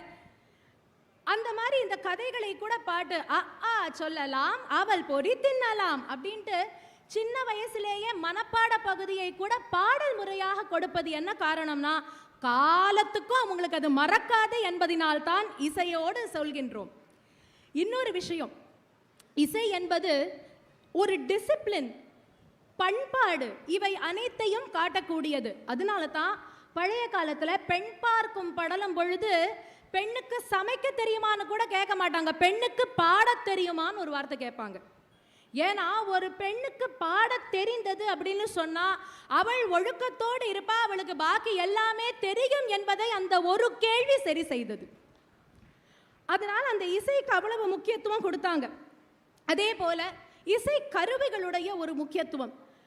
ஒரு சினிமா இருக்குங்க, இவங்க சொன்னாங்க கதை தான், அந்த கட்டுரை அதெல்லாம் தான் காட்சியாக நம்ம பார்க்கிறோம், அதுதான் சினிமா அப்படிங்கிறது. ஆனா அந்த சினிமாவில் மியூசிக் இல்லாம நினைச்சு பாருங்களேன். ஒவ்வொரு சீனையும் நம்ம அப்படி கற்பனை பண்ணி பார்க்குறோம், ஆனால் அந்த கற்பனை பண்ணும் பொழுது மியூசிக் இல்லாமல் பார்த்தோன்னா அது நமக்கு உள்ளே போய் சேரவே சேராது. ஆனால் அதில் அந்த ரீரெக்கார்டிங் அப்படின்னு சொல்லக்கூடியது, இந்த இடத்துல நான் ரொம்ப ரசித்த ஒரு இடத்த உங்கள் எல்லாருக்கும் சொல்லணும். மன்னன் படம் பார்த்துருக்கீங்களா? எத்தனை பேர் பார்த்துருக்கீங்க? ரஜினிகாந்த் அவர்கள் நடித்த படம் மன்னன், சூப்பர் ஸ்டாரோட படம். இந்த மன்னனில் டுவர்ட்ஸ் த கிளைமேக்ஸ் பார்த்தீங்கன்னா ஒரு சீன் வரும். அதாவது விஜயசாந்தி கிட்ட அவர் டயலாக் சொல்லிட்டு இருப்பாரு, நீயும் ஒரு பெண்ணு தான், என்னை பெற்றவளும் ஒரு பெண்ணு தான், எங்கள் அம்மாவுக்கு மட்டும் தெரிஞ்சதுன்னா என் இதய துடிப்பே நின்று போயிடும் அப்படின்னு அந்த அந்த ஒரு இடம் இது. அப்போ பார்த்தீங்கன்னா திரு இளையராஜா அவர்கள் பின்னாடியே கல்யாணி ராகத்தில் கொஞ்சம் கொஞ்சமாக அந்த பிஜிஎம் அப்படி அழகாக கொடுத்துட்டு வருவார். அந்த மியூசிக் கொஞ்சம் கொஞ்சமாக அப்படி வரும் பொழுது ஒரு இடத்துல அது நிற்கும். எப்போ அப்படின்னா அந்த அம்மா கிருஷ்ணா அப்படின்னு ஒரு குரல் கொடுப்பாங்க. குரல் கொடுத்த உடனே அப்படி அவர் திரும்பி பார்ப்பார், அந்த மியூசிக் நிற்கும். அவங்க அம்மாவை பார்ப்பாங்க, அந்த இடத்துல ஒரு ஃபாஸ்ட்டாக வரும், அப்படியே அவங்க அம்மா கீழே விழுவாங்க. ஒரு ஃபியூ மினிட்ஸ் சைலன்ஸுங்க, எதுவுமே கிடையாது. அந்த அம்மாவை பார்த்து அப்படி மடியில் ஏந்தி இப்படி கண்ணை மூடின உடனே பின்னாடி பசும் தங்கம் புது வெள்ளி மாணிக்கம் மணி வைரம் அவையாவும் ஒரு தாய்க்கு ஈடாகுமா, விலை மீது விலை வைத்து கேட்டாலும் கொடுத்தாலும் கடை தன்னில் தாயன்பு கிடைக்காதம்மா, 2 மாதங்கள் கருவோடு என்னை தாங்கி நீ பட்ட பெரும் பாடு அறிவேனம்மா, 7 ஜன்மங்கள் எடுத்தாலும் உடைத்தாலும் உனக்கிங்கு நான் பட்ட கடன் தீருமா, உன்னாலே பிறந்தேனே அம்மாவென்றழைக்காத உயிரில்லையே, அம்மாவை வணங்காது உயர்வில்லையே. என்ன அற்புதமான இந்த வரிகளை வெறுமன சொன்னா கூட நமக்கு எல்லாம் மனப்பாடா இருக்குமான்னு தெரியாது. சொல்லி பார்க்கலாமே, பசும் தங்கம் புதுவெள்ளி மாணிக்கம் மணி வைரம் அவையாவும் ஒரு தாய்க்கு ஈடாகுமா, இப்ப கேட்டுட்டு கிளம்பி வீட்டுக்கு போனோடனே மறந்துடுவீங்க. ஆனா அதையே பாடலாக பாடும் பொழுது மனசுலயே உட்கார்ந்துருக்கு. எத்தனை பேர் இந்த பாட்டை என்னோட சேர்ந்து பாடினீங்க? அதுதாங்க அந்த இசையினுடைய ஒரு சக்தி. ஏன்னா மனிதனுடைய மனதை நெருங்கச் செய்வது இசைதான். இசை என்பது குன்னக்குடி ஐயா வயலின் மேதை, வயலின் மாமேதை குன்னக்குடி வைத்தியநாதன் ஐயா அவர்கள் ரொம்ப அழகா சொல்வார். ஹாஸ்யமா விளையாட்டா சொல்லும் பொழுது சொல்வார், இந்த யுத்தங்கள் எல்லாம் நம்மளை சுத்தி நடக்குதே, அப்போ அந்த யுத்த களத்துல இப்படி போறது போ இல்லையா, அந்த அம்புக்கு ஆங்கிலத்துல போ அப்படின்னு தான் சொல்லுவோம். இப்படி போற போக்கு பதிலா இப்படி வாசிக்கிற போவை எடுத்துன்னு போயிருந்தா சமரசமா இருக்கும்னு சொல்லுவார். அதனாலே அவர் எப்படி சொல்வார் தெரியுமா, நான் வயலினிஸ்ட் அப்படிம்பார். நான் வயலினிஸ்ட், அதாவது நான் வயலினிஸ்ட் ஒன்று, இன்னொன்று நான் வயலன்ஸ். அந்த வயலின் இருக்கிறதுனால வயலன்ஸ் இல்லாம வயலினை வச்சு உலகத்துல சமரசத்தை கொண்டு வர முடியும் அப்படின்னு ரொம்ப அழகாக குணக்குடி ஐயா அவர்கள் சொல்வார். ஐயா ரொம்ப அழகான ஒரு தகவல் பகிர்ந்து கொண்டார். அரபு கண்ட்ரீஸ்லாம் பார்க்கும் பொழுது இசையை வைத்து அவர்களுக்குள்ள ஒரு டெசிஷன் பண்ணுவாங்களாம். யுத்தம் பண்ண வேண்டாம், ஏன்னா யுத்தத்துல நிறைய உயிர் சேதம் பொருள் சேதம் எல்லாம் ஏற்படும், அதனால 2 பேர் பாடுவாங்களாம், 2 கட்சி பழங்குடியினர் உட்கார்ந்து பாடுவாங்களாம். ஒருத்தர் சொல்லிடுவார் என்னால இதுக்கு மேல பாட முடியல, நான் தோல்வியை ஒத்துக்கிறேன்னு சொல்லிடுவாங்களாம். இவங்கள ஜெயிச்சவங்களாக அவங்க அனௌன்ஸ் பண்ணுவாங்களாம். அந்த அளவுக்கு இசை என்பது யார் அரசாட்சி புரியணுங்கிறத கூட நமக்கு எடுத்து காண்பித்திருக்கு பல நேரத்தில். அது மட்டும் இல்லை, தேசப்பற்றுக்கு வருவோங்க. தேசப்பற்று என்பதை பற்றி பேசாம இந்த மேடையில் இருக்க முடியாது. பாரதியார் கவிதைகளை பற்றி இங்க பலர் பேசினார்கள். ஆனால் அந்த பாரதியாருடைய கவிதைகள்ல எத்தனைங்க உங்களுக்கு ஞாபகம் இருக்கு? எத்தனை உங்களுக்கு நினைவு இருக்கு? யோசிச்சு பாருங்க. அவரோட புஸ்தகம் அவ்வளவு பெருசுங்க. ஒவ்வொரு கவிதையிலையும் அவ்வளவு விஷயம் இருக்கு. ஆனா ஒரு 4 தேசபக்தி பாட்டு சொல்லுங்க அப்படின்னு சொன்னா எல்லாருக்குமே இசை வடிவில் வந்ததுதான் முதல்ல ஞாபகம் வரும். எது? ஆடுவோமே பள்ளு பாடுவோமே, ஆனந்த சுதந்திரம் அடைந்து விட்டோம் என்று ஆடுவோமே. இந்த பாட்டு நினைவுக்கு வரும். அதே மாதிரி நம்மளுடைய இன்னும் அழகான பாட்டு, வெள்ளி பனி மலையின் மீது உலாவுவோம், அலை மேலே கடல் முழுதும் கப்பல் விடுவோம், பள்ளித்தலம் அனைத்தும் கோவில் செய்குவோம், பள்ளித்தலம் அனைத்தும் கோவில் செய்குவோம், எங்கள் பாரத தேசம் என்று தோள் கொட்டுவோம், எங்கள் பாரத தேசம் என்று தோள் கொட்டுவோம். கேட்கும் பொழுதே சிலிர்ப்பு ஏற்படுது இல்லையா? அந்த வார்த்தைகளுக்கும் அந்த இசை, ஜி ராமநாதன் ஐயா அவர்கள் கொடுத்த இசை, அந்த மாதிரி ஒன்றொன்றும் அந்த இசையோடு பின்னி பிணைந்து பாடல்கள் வரும் பொழுது அது நமக்கு அவ்வளவு ஒரு மகிழ்ச்சியை தருகின்றது அப்படிங்கிறதுல எந்த விதமான சந்தேகமும் கிடையாது. கடைசியில் ஒரு 2 விஷயத்தை மட்டும் சொல்லிட்டு இந்த பீட்டுக்கு நான் நிறுத்திடுறேன். ஏன்னா இசை என்பதனால் நாங்கள் ரிதம் பீட்டை வந்து கரெக்டாக மதிக்க வேண்டும். வழக்கமா மனிதனுக்கு மனசுக்கு நிம்மதி வேணும்னா என்னங்க செய்வோம்? எனக்கு மனசு ரொம்ப கஷ்டமா இருக்கு, எட்ரா கட்டுரைய அப்படின்னு யாராவது படிக்கிறோமா? எனக்கு மனசுக்கு ரொம்ப கஷ்டமா இருக்கு, அந்த கவிதையை சொல்லுப்பா காதால கேட்குறேன் அப்படின்னு சொல்றோமா? எனக்கு மனசுக்கு ரொம்ப கஷ்டமா இருக்கு, பக்கத்து வீட்டு கதை எழுத வீட்டு கதையெல்லாம் சொல்லுன்னு கேட்குறோமா? மனசு கஷ்டமா இருக்கு அப்படின்னு சொன்னா அந்த நேரத்தில் கை கொடுப்பது இசை தானே. ஒரு விரக்தி வர நேரத்துல கூட நினைப்பதெல்லாம் நடந்து விட்டால் தெய்வம் ஏதுமில்லை, நடந்ததையே நினைத்திருந்தால் அமைதி என்றும் இல்லை. என்ன வார்த்தைகள்! காகித ஓடம் கடலலை மீது போவது போலே மூவரும் போவோம். என்ன அற்புதமான பாடல்கள்! இதெல்லாம் கேட்குறப்ப மனசுல அவ்வளவு ஏங்க. உடனே இவங்கெல்லாம் சொல்லுவாங்க பாட்டு தெரிஞ்சாதாங்க பாட முடியும், இல்லைன்னா என்னன்னா எதுக்கு பாத்ரூம் இருக்கு நமக்கெல்லாம் சொல்லுங்க? ஸ்டூடியோல பாடுற ஆளை விட பாத்ரூம்ல பாடுற ஆளுங்க தானே ஜாஸ்தி. குளிக்கும் போது அப்படியே மனசுல வரும் வழியில் பனிமலையில் பருவநிலா அப்படின்னு ஆரம்பிச்சதுன்னா அப்படி பாடுறா இல்லையா? அதுல நமக்கு வருமே ராஜராஜ சோழன் நான் என்னையாளும், யாரை நினைச்சு பாடுறோம்லாம் கேட்கக்கூடாது, அது பாத்ரூம் தானே, அது நமக்கு வேண்டாம். ஆனா என்னை ஆளும் காதல் தேசம், நம்மள ராஜராஜ சோழனா நினைச்சு அப்படி பாத்ரூம்ல பாடாத ஒரு வாழ்க்கை யாராவது வாழ்ந்திருக்கீங்க? இங்க இருக்கிறவங்க எல்லாரையும் கேட்கிறேன், பாடிருக்கீங்க தானே? எல்லாம் திருமணம் செய்தவர்கள் வேற, அதனால கண்டிப்பா பாடியிருப்பாங்க. அது மாதிரி இசை என்பது தாலாட்டில் ஆரம்பித்து ஒப்பாரி வரை நம் வாழ்வில் இசை என்பது கூடவே வருவது இன்றியமையாத ஒன்றாக இருப்பதினால் நாயன்மார்கள் உள்பட பாட்டில் மருந்து கொடுத்தார்கள், பாட்டில் மருந்து கொடுக்கல, பாட்டில் மருந்தை கொடுத்து உயிர் பிழைக்க செய்தவர்கள். அதோட முக்தாயிப்பு. இந்த ஊர்ல இருக்கிற சிவனுக்கு என்ன பெயருங்க? கதை ஈஸ்வரனா? பாடலீஸ்வரன் என்று இங்க இருக்கக்கூடிய சிவபெருமானுக்கு பெயர். சங்கரா நாத சரீராபரா என்று பாடுகின்றார்கள். நாத தனுமனிஷம் சங்கரம் என்றார்கள். ஏழிசையா எழுக்கடலா என்று இறைவனே இசை வடிவத்தில் இருப்பதினால் நம் அத்தனை பேரையும் எளிமையாக மகத்தாக நெருங்குவதற்கு இசையே சிறந்த மார்க்கம் என்று சொல்லி வாய்ப்பளித்தமைக்கு நன்றி கூறி விடைபெறுகிறேன். நன்றி, வணக்கம். ஒரு பெரிய மன நிறைவை நமக்கு ஏற்படுத்தியிருக்கிறார்கள். நாம் பேசுவதற்கு ஒரு கைதட்டல் நீங்கள் கொடுக்கணும், அவங்க பாடுறதுக்கு ஒரு கைதட்டல் கொடுக்கணும். ஆனால் சன்மானம் ஒன்று தான் கொடுப்போம், அதுக்கு 2 கவர்லாம் கொடுக்க மாட்டோம். அவங்களுக்கு ஒரு கொடுப்பினை, பாடுகிற பரம்பரை, அந்த ஆர்வம், அதனால் அது பாடலில் கொண்டு வந்தாங்க. நம்ம ஒன்று புரிஞ்சுக்கிட்டோம், மக்களோட நெருக்கமாக போகிறதுக்கு, மனசுக்கு உடனே தொடர்றதுக்கு இசை ஒரு வலிமையான கருவி. அதனால்தான் கவிதைகளை பாடல்களாக பாடுகிற பழக்கம் ஏற்பட்டது. அவங்களுக்குரிய வாழ்த்தையும் பாராட்டியும் சொல்லிட்டு இப்போ நாளையும் சுருக்கமாக அனலைஸ் பண்ணி சுருக்குன்னு தீர்ப்பு சொல்லுவோம். 1, பாட்டாக இருந்தாலும் சரி, கவிதையாக இருந்தாலும் சரி, கட்டுரையாக இருந்தாலும் சரி, கதையாக இருந்தாலும் சரி, எழுத்துன்னு வருது இல்லை, படைப்பு, இன்னும் எழுத்துங்கிறத விட நல்ல வார்த்தை படைப்புன்னு வருது இல்லை, அது 2 வகையில் வெளிப்படும். வெளியிலேருந்து ஒருத்தர் நம்மளை ரொம்ப நிர்பந்தம் பண்ணுறதால நாம் ஏதாவது எழுத வேண்டி வரும், பேச வேண்டி வரும், ஏதாவது கட்டுரை கொடுக்க வேண்டி வரும். இதுக்கு என்ன பேர் தெரியுங்களா? புற நிர்பந்தம் அப்படின்னு பேர்.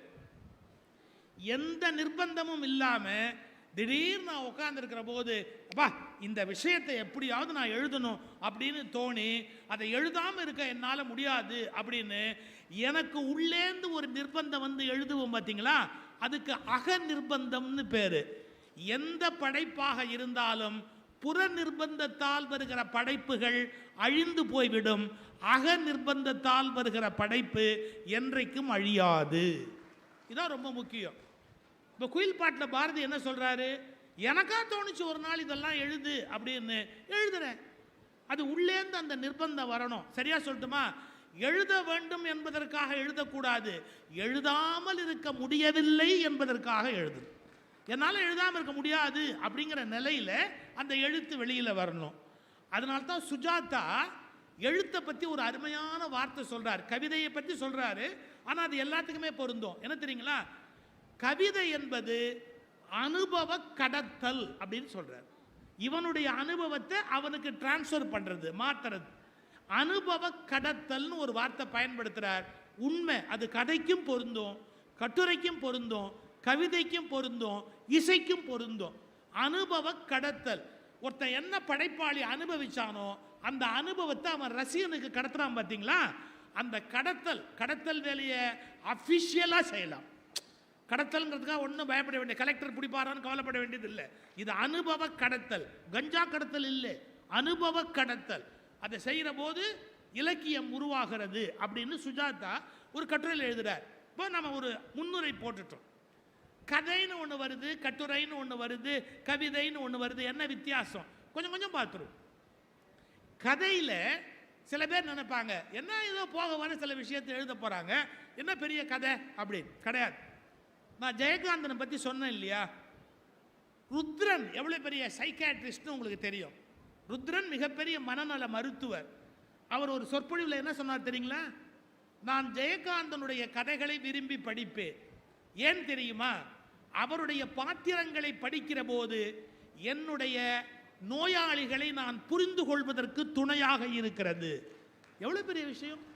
அவங்க கேரக்டர் ஏன் இப்படி பிஹேவ் பண்ணுறாங்க, ஏன் இதை சொல்கிறாங்க, ஏன்னா அவர் கேரக்டரை எடுத்து அனலைஸ் பண்ணுவார். யார்? ஜெயகாந்தன். அப்போது அதை படிக்கிற போது, அந்த கதையை படிக்கிற போது எனக்கு பல மனிதர்களை புரிந்து கொள்ளுகிற சந்தர்ப்பம் கிடைத்ததுன்னு ஒரு மனநல மருத்துவர் சொல்கிறாரு. அப்படின்னா எழுத்தாளனுடைய வலிமை என்ன யோசிச்சுப்பார். ராஜம் கிருஷ்ணன் ஆகட்டும், அனுத்தமா ஆகட்டும், பின்னால் வந்த பல பெரிய எழுத்தாளர்கள், இவங்க எல்லாருடைய எழுத்துக்களும் சார், எழுத்து அப்படின்னு வந்தால் அன்றைக்கு கதை எழுதின எல்லா எழுத்தாளர்களுமே நாம் புரிந்து கொள்ள முடியாத ஒரு வாழ்க்கை சூழ்நிலையை அப்படியே கொண்டாந்து நிறுத்துவாங்க. ஆனால் அதில் ஒரு சின்ன சஸ்பென்ஸ் இருக்கும் அந்த சிறுகதையில். அது ரொம்ப முக்கியம். ஒரு அதிர்ச்சி இருக்கும் முடிவில். அப்படி பார்க்கும்போது பளிர்னு ஒரு அதிர்ச்சி இருக்கும். ஒன்றும் இல்லை சார், ஒரு பொண்ணு, அந்த அவள் சம்பளத்தில் அந்த வீடே நடக்குது. இந்த அவள் ஒரு தொடர்கதையில் சுஜாதா நடிக்கிற போது ரோல் வரும். அந்த என்டையர் குடும்பம் அவள் சம்பளத்தில் வாழ்ந்துக்கிட்டு இருக்கோம். அது மாதிரி ஒரு பொண்ணு அவள் சம்பளத்தில் நம்பி எல்லாரும் இருக்கிற போது, இது பாருங்க, அப்பா அம்மா அண்ணன் தங்கச்சி எல்லாரும் அவளை நம்பி இருக்கிறாங்க. அவள் ஒரு நாள் பாருங்க, ராத்திரி வழக்கமாக வீட்டுக்கு வர வேண்டிய நேரத்தில் வரல. ராத்திரி வரல. இந்த வீட்டுக்குள்ளே குச்சி குச்சின்னு பேசிக்கிறாங்க. காணுமே, ஊர் என்ன சொல்லும்? நம்ம இன்னும் அவள் வரலன்னா பக்கத்து வீட்டுக்காரங்க பார்த்தா என்ன நினைப்பாங்க? எங்கே போய் தொலைஞ்சா? அப்பா அம்மா எல்லாரும் ஒருத்தருக்கு ஒருத்தர் புலம்பிக்கிறாங்க. ராத்திரி முழுக்க அவள் வரல, இந்த வீட்டில் லைட் போட்டே வச்சுருக்காங்க, வருவாளோ வருவாளோ வருவாளோ. காலையில் 6 மணிக்கு அவள் வர்றா, 6:30 மணிக்கு வர்றா. ராத்திரியெல்லாம் புலம்புனார்ல அப்பா, கேட்கணுமில்ல? ராத்திரியெல்லாம் புலம்புனார்ல அம்மா, எங்கே போனேன்னு கேட்கணுமில்ல? யாரும் வாயை திறக்கலை, பேசாமல் பம்மிட்டாங்க. ஏன்னா அவள் சம்பளத்தில் வீடு நடக்குது. காலையில் அவள் ஆஃபீஸ் புறப்படுறா, அம்மா சாப்பாடு கட்டி வைக்கிறாங்க, அப்பா அவருடைய பேக்கை எடுத்து வைக்கிறாரு, அண்ணன் அவளுக்கு ஸ்கூட்டி எடுத்து வெளியே வைக்கிறான், தங்கச்சி காலேஜுக்கு ஃபீஸ் கட்டணுங்கிறா. அவள் எல்லாத்தையும் பார்த்துட்டு அவள் பாட்டுக்கு பேசாமல் போகிறா. எழுத்தாளன் கதையை முடித்தான். அவள் இரவு எங்கு போனாள்? அவள் இரவு எங்கு போனாள்? அவள் அதை ரகசியமாக நினைக்கிற போது அதை நானும் ரகசியமாக வைத்திருப்பது தான் சரி. முடிச்சிட்டான். இந்த ஒரு சிறுகதை எவ்வளவு பெரிய ஒரு குடும்பத்தினுடைய தன்மையை நமக்கு புரிய வைக்கக்கூடிய ஒரு கதை. யோசிச்சு பாருங்க. இந்த மாதிரி எழுத்தின் மூலம், சிறுகதைகள் மூலம் அற்புதங்களை செய்தவர்கள் இருக்கிறார்கள். புதுமைப்பித்தன் மாதிரி. அப்படி சார், ஒரு கேரக்டரை புதுமைப்பித்தன் விளக்குற மாதிரி யாரும் விளக்க முடியாது. ஒரு இங்கிலீஷ் துறை, அந்த இங்கிலீஷ் துறைக்கு தேயிலை தோட்டத்தில் வேலை பார்க்கிற பெண்கள், அவங்கள இந்த சூப்பர்வைசர், கண்காணி, அவர் தவறுதலாக, அது பழைய நிர்பந்தம் வாழ்க்கை முறையில், அதுக்கு புதுமைப்பித்தன் எழுதுறாரு, அந்த கண்காணி கண்ணப்ப நாயனார் வகையரா. புரிஞ்சுதா இருக்காது? அந்த கண்ணப்ப நாயனார், அந்த கண்காணி கண்ணப்ப நாயனார் வகையரா. என்னன்னு கேட்டால், கண்ணப்ப நாயனார் தான் சாப்பிட்டு பார்த்து தான் சிவபெருமானுக்கு கொடுத்த மாதிரி, துரைக்கு யாரை அவர் அனுப்பி வைக்கிறதா இருந்தாலும் அவர் சாப்பிட்டு பார்த்துட்டு தான் அனுப்புவாராம். அந்த கண்காணி கண்ணப்ப நாயனார் வகையரா. ஒரு வார்த்தை எழுதுறாரு புதுமைப்பித்தன். எப்படி இருக்கும்? ஆனால் சார், எழுத்தாளர்களை பட்டினி போட்ட நாடு இந்த நாடு சார். நான் இப்போ ஒரு வார்த்தை சொல்கிறேன், ரத்தம் உரைய சொல்கிறேன். புதுமைப்பித்தன் வறுமையில் கஷ்டப்பட்டார். அவர் மனைவி கமலா, அவர் பேர் விருதாச்சலம். விருதாச்சலம்னு அவருடைய பேர், மனைவி பேர் கமலா. லெட்டர் எழுதுகிறார் அவர். கமலா, வெற்றிலை பாக்கு போட பழகிக்கொள். கமலா, வெற்றிலை பாக்கு போட பழகிக்கொள். அப்போதுதான் சாப்பிடாமலேயே நாம் வெற்றிலை போட்டால் நாம் சாப்பிட்டதாக மற்றவர்கள் நம்புவார்கள். அப்போ அந்த குடும்பத்தில் எவ்வளோ பெரிய வறுமை சார். அப்போ வாழ்க்கையில் எழுத்தாளனை பெருமையாக சொல்கிறோம் சார். எழுத்தாளனை பட்டினி போட்டோம், கவிஞனை பட்டினி போட்டோம். நாங்கள் பேச்சாளர் 5 ரூபா பணம் வாங்கினா ஏன் இவெல்லாம் காசு கேட்குறா? நாங்களாம் பட்டினியில் சாப்பிடணுமா? நாங்களாம் பட்டினியில் சாப்பிடணுமா?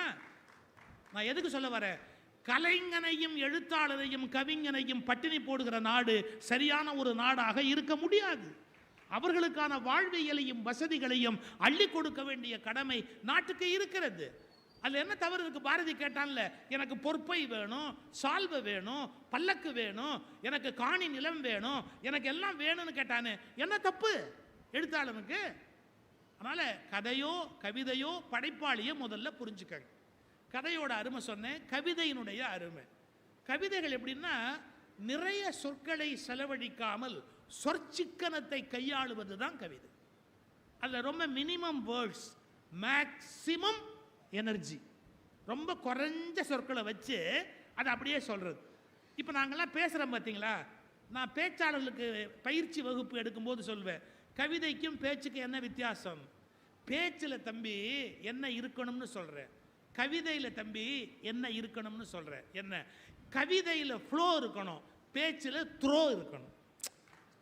கவிதையில் ஃப்ளோ இருக்கணும், பேச்சில் த்ரோ இருக்கணும். அப்படி தூக்கி போட்டால் பாலை போட்ட மாதிரி பேச்சிலேருந்து ஒரு விஷயம் பற்றிக்கிற மாதிரி வரணும். கவிதையில் ஆற்றொழுக்கா அது அப்படியே ஓடுகிற மாதிரி, காலை இளம் பருதி வீசும் கதிர்களிலே அப்படியே பாரதியாருடைய குயில் பாட்டை படிச்சிங்கன்னா கட கட கட கடன்னு வந்து அனுபவிக்கிற மாதிரி இருக்கணும். இது கவிதைக்கு இருக்கிற ஒரு பெரிய சிறப்பு. கவியரசு கண்ணதாசன் எவ்வளவு அண்ணதாசனை பற்றி ஒரே ஒரு வார்த்தை சொல்லட்டுமா? என்ன? திரையரங்குகளை கவியரங்கங்களாக தரமுயர்த்திய பெருமைக்கு உரியவர். திரையரங்கம்னு சொல்லாத கவியரங்கம்ங்கிற அளவுக்கு அதுக்கு ஒரு தகுதி கொடுத்தவர் கவியரசு கண்ணதாசன். தமிழில் புழங்கிக் கொண்டிருந்த பல பழைய சொற்களை மீண்டும் தமிழர்கள் தெரிந்து கொள்வதற்கு கவியரசு கண்ணதாசனுடைய பாடல்கள் உதவியாக இருந்தன. சில அழகான தமிழ் சொற்கள் யாரும் பயன்படுத்தாதது, தூக்கி எங்கேயோ போட்ட வார்த்தை, அதை மறுபடியும் கொண்டு வந்து கண்ணதாசன் பயன்படுத்தி இருப்பார். அதே மாதிரி வைரமுத்து அவர்கள் இன்னைக்கு காலகட்டத்தில் அவர் ஒரு மிகப்பெரிய ஜாம்பவார், எந்த டவுட்டும் கிடையாது. இப்படி நான் காமராஜன் சார், நான் காமராஜன் திருநங்கைகளை பற்றி எழுதின ஒரு வரி இன்னைய வரைக்கும் அதுக்கு ஈக்குவலாக ஒரு வார்த்தை கிடைக்கல. என்ன தெரியுங்களா? சந்திப்பிழை போன்ற சந்ததி பிழை நாங்கள், சந்திப்பிழை போன்ற சந்ததி பிழை நாங்கள். இந்த ஒரு வார்த்தை போதுமே, நான் காமராஜன் பேரை உலகம் உள்ள வரைக்கும் சொல்லிக்கிட்டு இருக்குமே. எழுத்துக்கு எவ்வளோ பெரிய வலிமை இருக்கு. ரைட், நீங்கள் கட்டுரைக்கு வந்தீங்கன்னு வச்சுங்க. கட்டுரையோட பெருமை என்ன? நான் முதலே சொன்னேன், கட்டுரைன்னு சொன்னால் சாதாரண சின்ன சின்ன கட்டுரை இல்லை. உங்களை எத்தனை பேருக்கு இந்த பழக்கம் இருக்குன்னு தெரியல. புத்தகம் பேசுதுன்னு ஒரு பத்திரிகை வருது. அந்த பத்திரிகைக்கு வேலை என்ன தெரியுங்களா? என்னென்ன புஸ்தகம் உலகத்திலெல்லாம் வந்திருக்குங்கிறத நமக்கு அறிமுகப்படுத்துறது அவங்களுடைய கடமை. நீங்கள் அதை வாங்கி படித்தா என்ன தெரியும்னா, நம்ம எவ்வளவு படிக்கலேன்னு தெரியும். நம்ம ஒன்றுமே படிக்கலையே, உலகத்துக்கு அப்டேட் பண்ணிக்கலையே, நிறைய விஷயம் நமக்கு தெரியலையே. எல்லாத்தையும் உலகத்தில் எப்படியெல்லாம் எழுதி குவிச்சிருக்கிறான், என்னென்ன மாதிரியான கருத்துக்களை பதிவு பண்ணியிருக்கிறான், இதெல்லாம் யார் கொடுக்க முடியும்? கட்டுரை தான் கொடுக்க முடியும். நான் முதலே ஒரு முன்னுரையில் ஒரு லீடு போட்டேன். உணர்ச்சி வெளிப்படும்படியாக இருப்பது கவிதை, அறிவு முதன்மை பெறுவதாக இருப்பது கட்டுரை. கவிதை படிக்கிறதோடு நிறுத்தாதீங்க, கதை படிக்கிறதோடு நிறுத்தாதீங்க. கட்டுரைகள் படிக்க ஆரம்பித்தாதான் ஒரு நாடு வளர்ச்சி அடையும். நான் சொல்கிறது புரியுதா? நாடு அப்போ தான் வளர்ச்சி அடையும். கட்டுரைகளை பொறுமையாக படிக்கணும். கொஞ்சம் கஷ்டம், லாங்குவேஜ் டஃப்பாக இருக்கும். ஒரு கருத்துலேருந்து இன்னொரு கருத்துக்கு போகும்போது நமக்கு அதிர்ச்சியாக இருக்கும். ஓஷோ புத்தகத்தை எடுத்து படிச்சிங்கன்னா அப்படியே தூக்கி பம்பாட் பண்ணி பெரிய பெரிய வெடிகுண்டு தூக்கி மேலே வீசின மாதிரி இருக்கும். ஆனால் அதுக்கெல்லாம் அசரக்கூடாது. ஓ, நாம் இவ்வளோ முட்டாளாக இருந்திருக்கிறோமோ, இவ்வளவு மடையனாக இருந்திருக்கிறோமோ, அதை புரிஞ்சுக்கிறதுக்கு கட்டுரைகளை படிக்கிற பொறுமை வேணும். கட்டுரைனா சாதாரண கட்டுரை இல்லை, அம்பேத்கருடைய கட்டுரை படிக்கணும். ஏன்? ஆழமான கட்டுரை. ஹரிஜன் பத்திரிகையில் மகாத்மா காந்தி எழுதின கட்டுரையை படிக்கணும். என்ன இந்த மனுஷன் எப்படி சிந்திச்சிருக்கிறார். வஉசியோட கட்டுரையை படிக்கணும். வஉசி எவ்வளவு ஆழமான சிந்தனைகளை கட்டுரையில் படிச்சிருக்கார் தெரியுங்களா? முதல்ல தன்னம்பிக்கையை தமிழனுக்கு கொடுக்கணும்னு பாடுபட்டவர் வஉசி. அவருடைய கட்டுரை புத்தகங்கள் அந்த குறிப்பு வருது. அதெல்லாம் பொறுமையாக படிக்கணும். மறைமலையடிகள் கட்டுரை படிக்கணும், ஞானியாரிகளுடைய உரைகளை படிக்கணும். இதெல்லாம் பொறுமையாக கட்டுரை எடுத்து படித்தா நம்ம எவ்வளவு கம்மியான அறிவோடு இருக்கிறோம் அப்படின்னு தெரியும். இப்போவும் ஜெயமோகனுடைய கட்டுரைகள் ஒரு நியூ டைமென்ஷன். இது வரைக்கும் நம்ம என்ன நினச்சிக்கிட்டு இருந்தோமோ அதுக்கு நேர்மாறா. சார், நான் இந்த தமிழ்நாட்டில் தமிழ் வழி படித்து அர்ச்சகராகலாம் அப்படிங்கிறத பற்றி நம்ம சொல்லிக்கிட்டு இருந்தோம்ல. ஜெயமோகன் ஒரு கட்டுரை எழுதியிருந்தார். கேரளாவில் 13 பேரை எப்போவோ கேரளாவில் அர்ச்சகராக ஆக்கிட்டாங்க. அவங்க சாதாரணமான குலத்தில் பிறந்தவங்க, அந்த உயர் குலம்னு சொல்கிற குலத்தில் பிறக்கலை.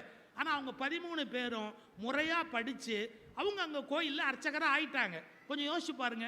இந்த தகவலே எனக்கு எப்போ தெரிஞ்சுதுன்னு கேட்டால் ஜெயமோகனுடைய கட்டுரையை படித்த போது தெரிஞ்சுது. கோயில்களை பற்றியே ஒரு கட்டுரை எழுதியிருக்கிறார் அவர். அவ்வளோ அருமையான கட்டுரை புத்தகங்களை நிதானமாக படிக்கணும். ஒரே ஒரு பணிவாக சொல்லட்டுமா? உங்கள் பையில் கையில் எப்போதும் ஒரு புத்தகம் வைத்திருங்கள். உங்கள் பையில் எப்போதும் ஒரு புத்தகம் வைத்திருங்கள். மருத்துவமனையில் மருத்துவரை பார்ப்பதற்கு காத்திருக்கிற நேரம், நீங்கள் பேருந்துக்கு காத்திருக்கிற நேரம், ரேஷன் கடையில் உங்கள் முறை வருகிற வரை காத்திருக்கிற நேரம், காதலிக்காக காத்திருக்கிற நேரம், அது எந்த நேரமாக வேண்டுமானாலும் இருக்கலாம். பையிலோ இருக்கிற புத்தகத்தை கொஞ்சம் படித்தால் நீங்கள் அறிவாளி ஆவதற்கான வாய்ப்பு கண்டிப்பாக உண்டு. இது ரொம்ப முக்கியம். வாழ்க்கையில் நமக்கு ரொம்ப ரொம்ப முக்கியமான விஷயம். ஃப்ளைட்டில் போகும்போது, ஃப்ளைட்டுக்கு ஏர்போர்ட்டில் காத்து கிடக்கிறோம், கையில் ஒரு புத்தகம்னா எவ்வளோ வசதி தெரியுங்களா? அப்படியே அந்த நேரத்தில் படித்து முடிச்சிடலாம். ஜவஹர்லால் நேரு லிஃப்ட்டில் மாட்டிக்கிட்டாருங்க ஒரு தடவை. லிஃப்ட் ஷட் டவுன் ஆகிடுச்சு. 40 நிமிஷம் கழித்து மீட்கிறாங்க அவரை. எரிச்சலோடு சொன்னார், என்னப்பா நீங்கள் லிஃப்ட்டில் ஒரு புக்கு வச்சுருந்தா படிச்சிருப்பேன்னு. அதாவது லிஃப்ட்டுக்கும் புக்குக்கும் சம்மந்தம் உண்டுன்னு கண்டுபிடிச்சவர் ஜவஹர்லால். லைஃப்பில் லிஃப்ட்டுக்கும் புக்குக்கும் சம்மந்தம் உண்டுன்னு கண்டுபிடிச்சவர் ஜவஹர்லால் நேரு. என் டைம் வேஸ்ட்டாக போச்சேப்பா, லிஃப்ட்டில் ஒரு புக்கு வச்சுருந்தீங்கன்னா இந்த 40 நிமிஷத்தில் நான் ஒரு புத்தகத்தை படிச்சிருப்பேனே. அப்போ யோசிச்சு பாருங்கள், படிப்பு எவ்வளோ முக்கியம். கதை அவ்வளவு அழகு, கவிதை அவ்வளவு அழகு, கட்டுரை ஆழமானது. இவங்க பாடி நம்மளை அப்படியே ஒரு நிமிஷம் பரவசப்படுத்திட்டாங்க. அம்மா பெரிய படிப்பள்ளிய, நம்ம அம்மா பெரிய படிப்பள்ளிய தாலாட்டு பாடுறா. என்ன கற்பனை, என்ன அழகு. பிள்ளைக்கு விதவிதமாக அந்த தாலாட்டில் அவள் சொல்கிறாள். எத்தனை விதமான கற்பனை இருக்குது. வெண்ணையில் விலங்கு பண்ணி வெயிலில் போட்டு வைப்போம். எங்கள் வெண்ணெயில் விலங்கு பண்ண முடியுமா? அதை வெயிலில் வேற போட்டால் என்ன ஆகும்? அதாவது இந்த குழந்தைய அவ சமாதானப்படுத்துகிறாளாம், வெண்ணெயில் விலங்கு பண்ணி வெயிலில் போட்டு வைப்போம். இப்படியெல்லாம் என்ன அழகு, என்ன அழகு! நம்முடைய அந்த உணர்ச்சியை வெளிப்படுத்தக்கூடிய தாலாட்டு, கவிதைகள், பாடல்கள், இதெல்லாம் ஒரு பெரிய சிறப்பு. நீங்கள் யோசிக்கிறீங்க, தீர்ப்பை சொல்லியா? அதை மட்டும் சொல்லாமல் எல்லாம் போறீர். இப்போ மக்கள் அப்படின்னா 100 கோடி பேர் இருந்தா, இல்லை 500 கோடி பேர் இருந்தா, 500 கோடி பேருக்கு ஒன்று பிடிச்சதா வரலாறு இருக்கா? ஹோட்டலில் இப்போ நாங்கள் போய் ஹோட்டலில் சாப்பிட போனால் ஒருத்தர் ரவா தோசைம்பார். அது வரா தோசை, ரவா தோசை இல்லை, அது கல்லை விட்டே வரா தோசை. அவர் ரவா தோசை, இன்னொருத்தர் சொல்வார் ரவா மசால் அப்படிம்பார், இன்னொருத்தர் சொல்வார் ரோஸ்ட், இன்னொருத்தர் கீ ரோஸ்ட், இன்னொருத்தர் ரொம்ப சிக்கனம், அந்த கீ ரோஸ்ட் போட்ட கல்லுலேயே எனக்கு ஒரு ரோஸ்ட் போடுங்க. எவ்வளவு வெரைட்டி வேண்டியிருக்கு மனுஷனுக்கு, யோசிச்சு பாருங்க. அதே மாதிரி மக்களை நெருங்குவதற்கு நாங்கள் தலைப்பு கொடுத்தோம். நாங்கள் நடத்தினது ட்ராமா. இன்னைக்கு என்ன ட்ராமா? ஒரு சிலருக்கு கவிதை பிடிக்கும், ஒரு சிலருக்கு கட்டுரை பிடிக்கும், ஒரு சிலருக்கு பாடல் பிடிக்கும், ஒரு சிலருக்கு அந்த கதைகள் மூலமாகத்தான் அவங்க இலக்கியத்தை அனுபவிக்க முடியும். எந்த தவறும் இல்லை. அவங்கவுங்களுக்கு எப்படி எப்படி பிடிக்குமோ அப்படி தான் அனுபவிக்க முடியும். இதுக்கு ஆப்ஜெக்டிவாக ஒரு தீர்ப்பு சொல்ல முடியாது. சப்ஜெக்டிவாக நீங்கள் தான் தீர்ப்பு கண்டுபிடிக்கணும். உங்கள் எல்லோரையும் நான் இப்போது நீதிபதியாக ஆக்குகிறேன். ஏதாவது ஒன்று பிடித்தாலாவது பரவாயில்லை, பைத்தியம் பிடிக்காமல் இதில் 4இல் எது பிடித்தாலும் எனக்கு மகிழ்ச்சி. கதை பிடித்தால் நீங்கள் ஓரளவுக்கு வளர்ச்சி அடைவீர்கள், கவிதை பிடித்தால் ஓரளவு வளர்ச்சி அடைவீர்கள், கட்டுரை பிடித்தால் நாடே வளர்ச்சி அடையும், பாடல் பிடித்தால் பக்கத்து வீட்டுக்காரன் நிம்மதியாக இருப்பார். அதனால் ஏதாவது பிடிக்கட்டும், சளி பிடிக்க வேண்டாம், பைத்தியம் பிடிக்க வேண்டாம், ஆனால் நீங்கள் என்ன பிடித்திருக்கிறதோ அதை படியுங்கள். மனிதர்கள் வெவ்வேறு வகையான குணமுடையவர்கள், இயல்புடையவர்கள். அதனால் யார் யாருக்கு எது எது பிடிக்குமோ அதை அவர்கள் படிக்கலாம். அவர்களை நெருங்க நினைக்கிறவர்கள் அதை ஊடகமாக பயன்படுத்தலாம் என்பதை தீர்ப்பாக சொல்லி, இந்த தீர்ப்பு வரை இருந்து கேட்ட உங்கள் திருவடிகளுக்கு நன்றிகளை சொல்லி விடைபெறுகிறேன். வணக்கம்.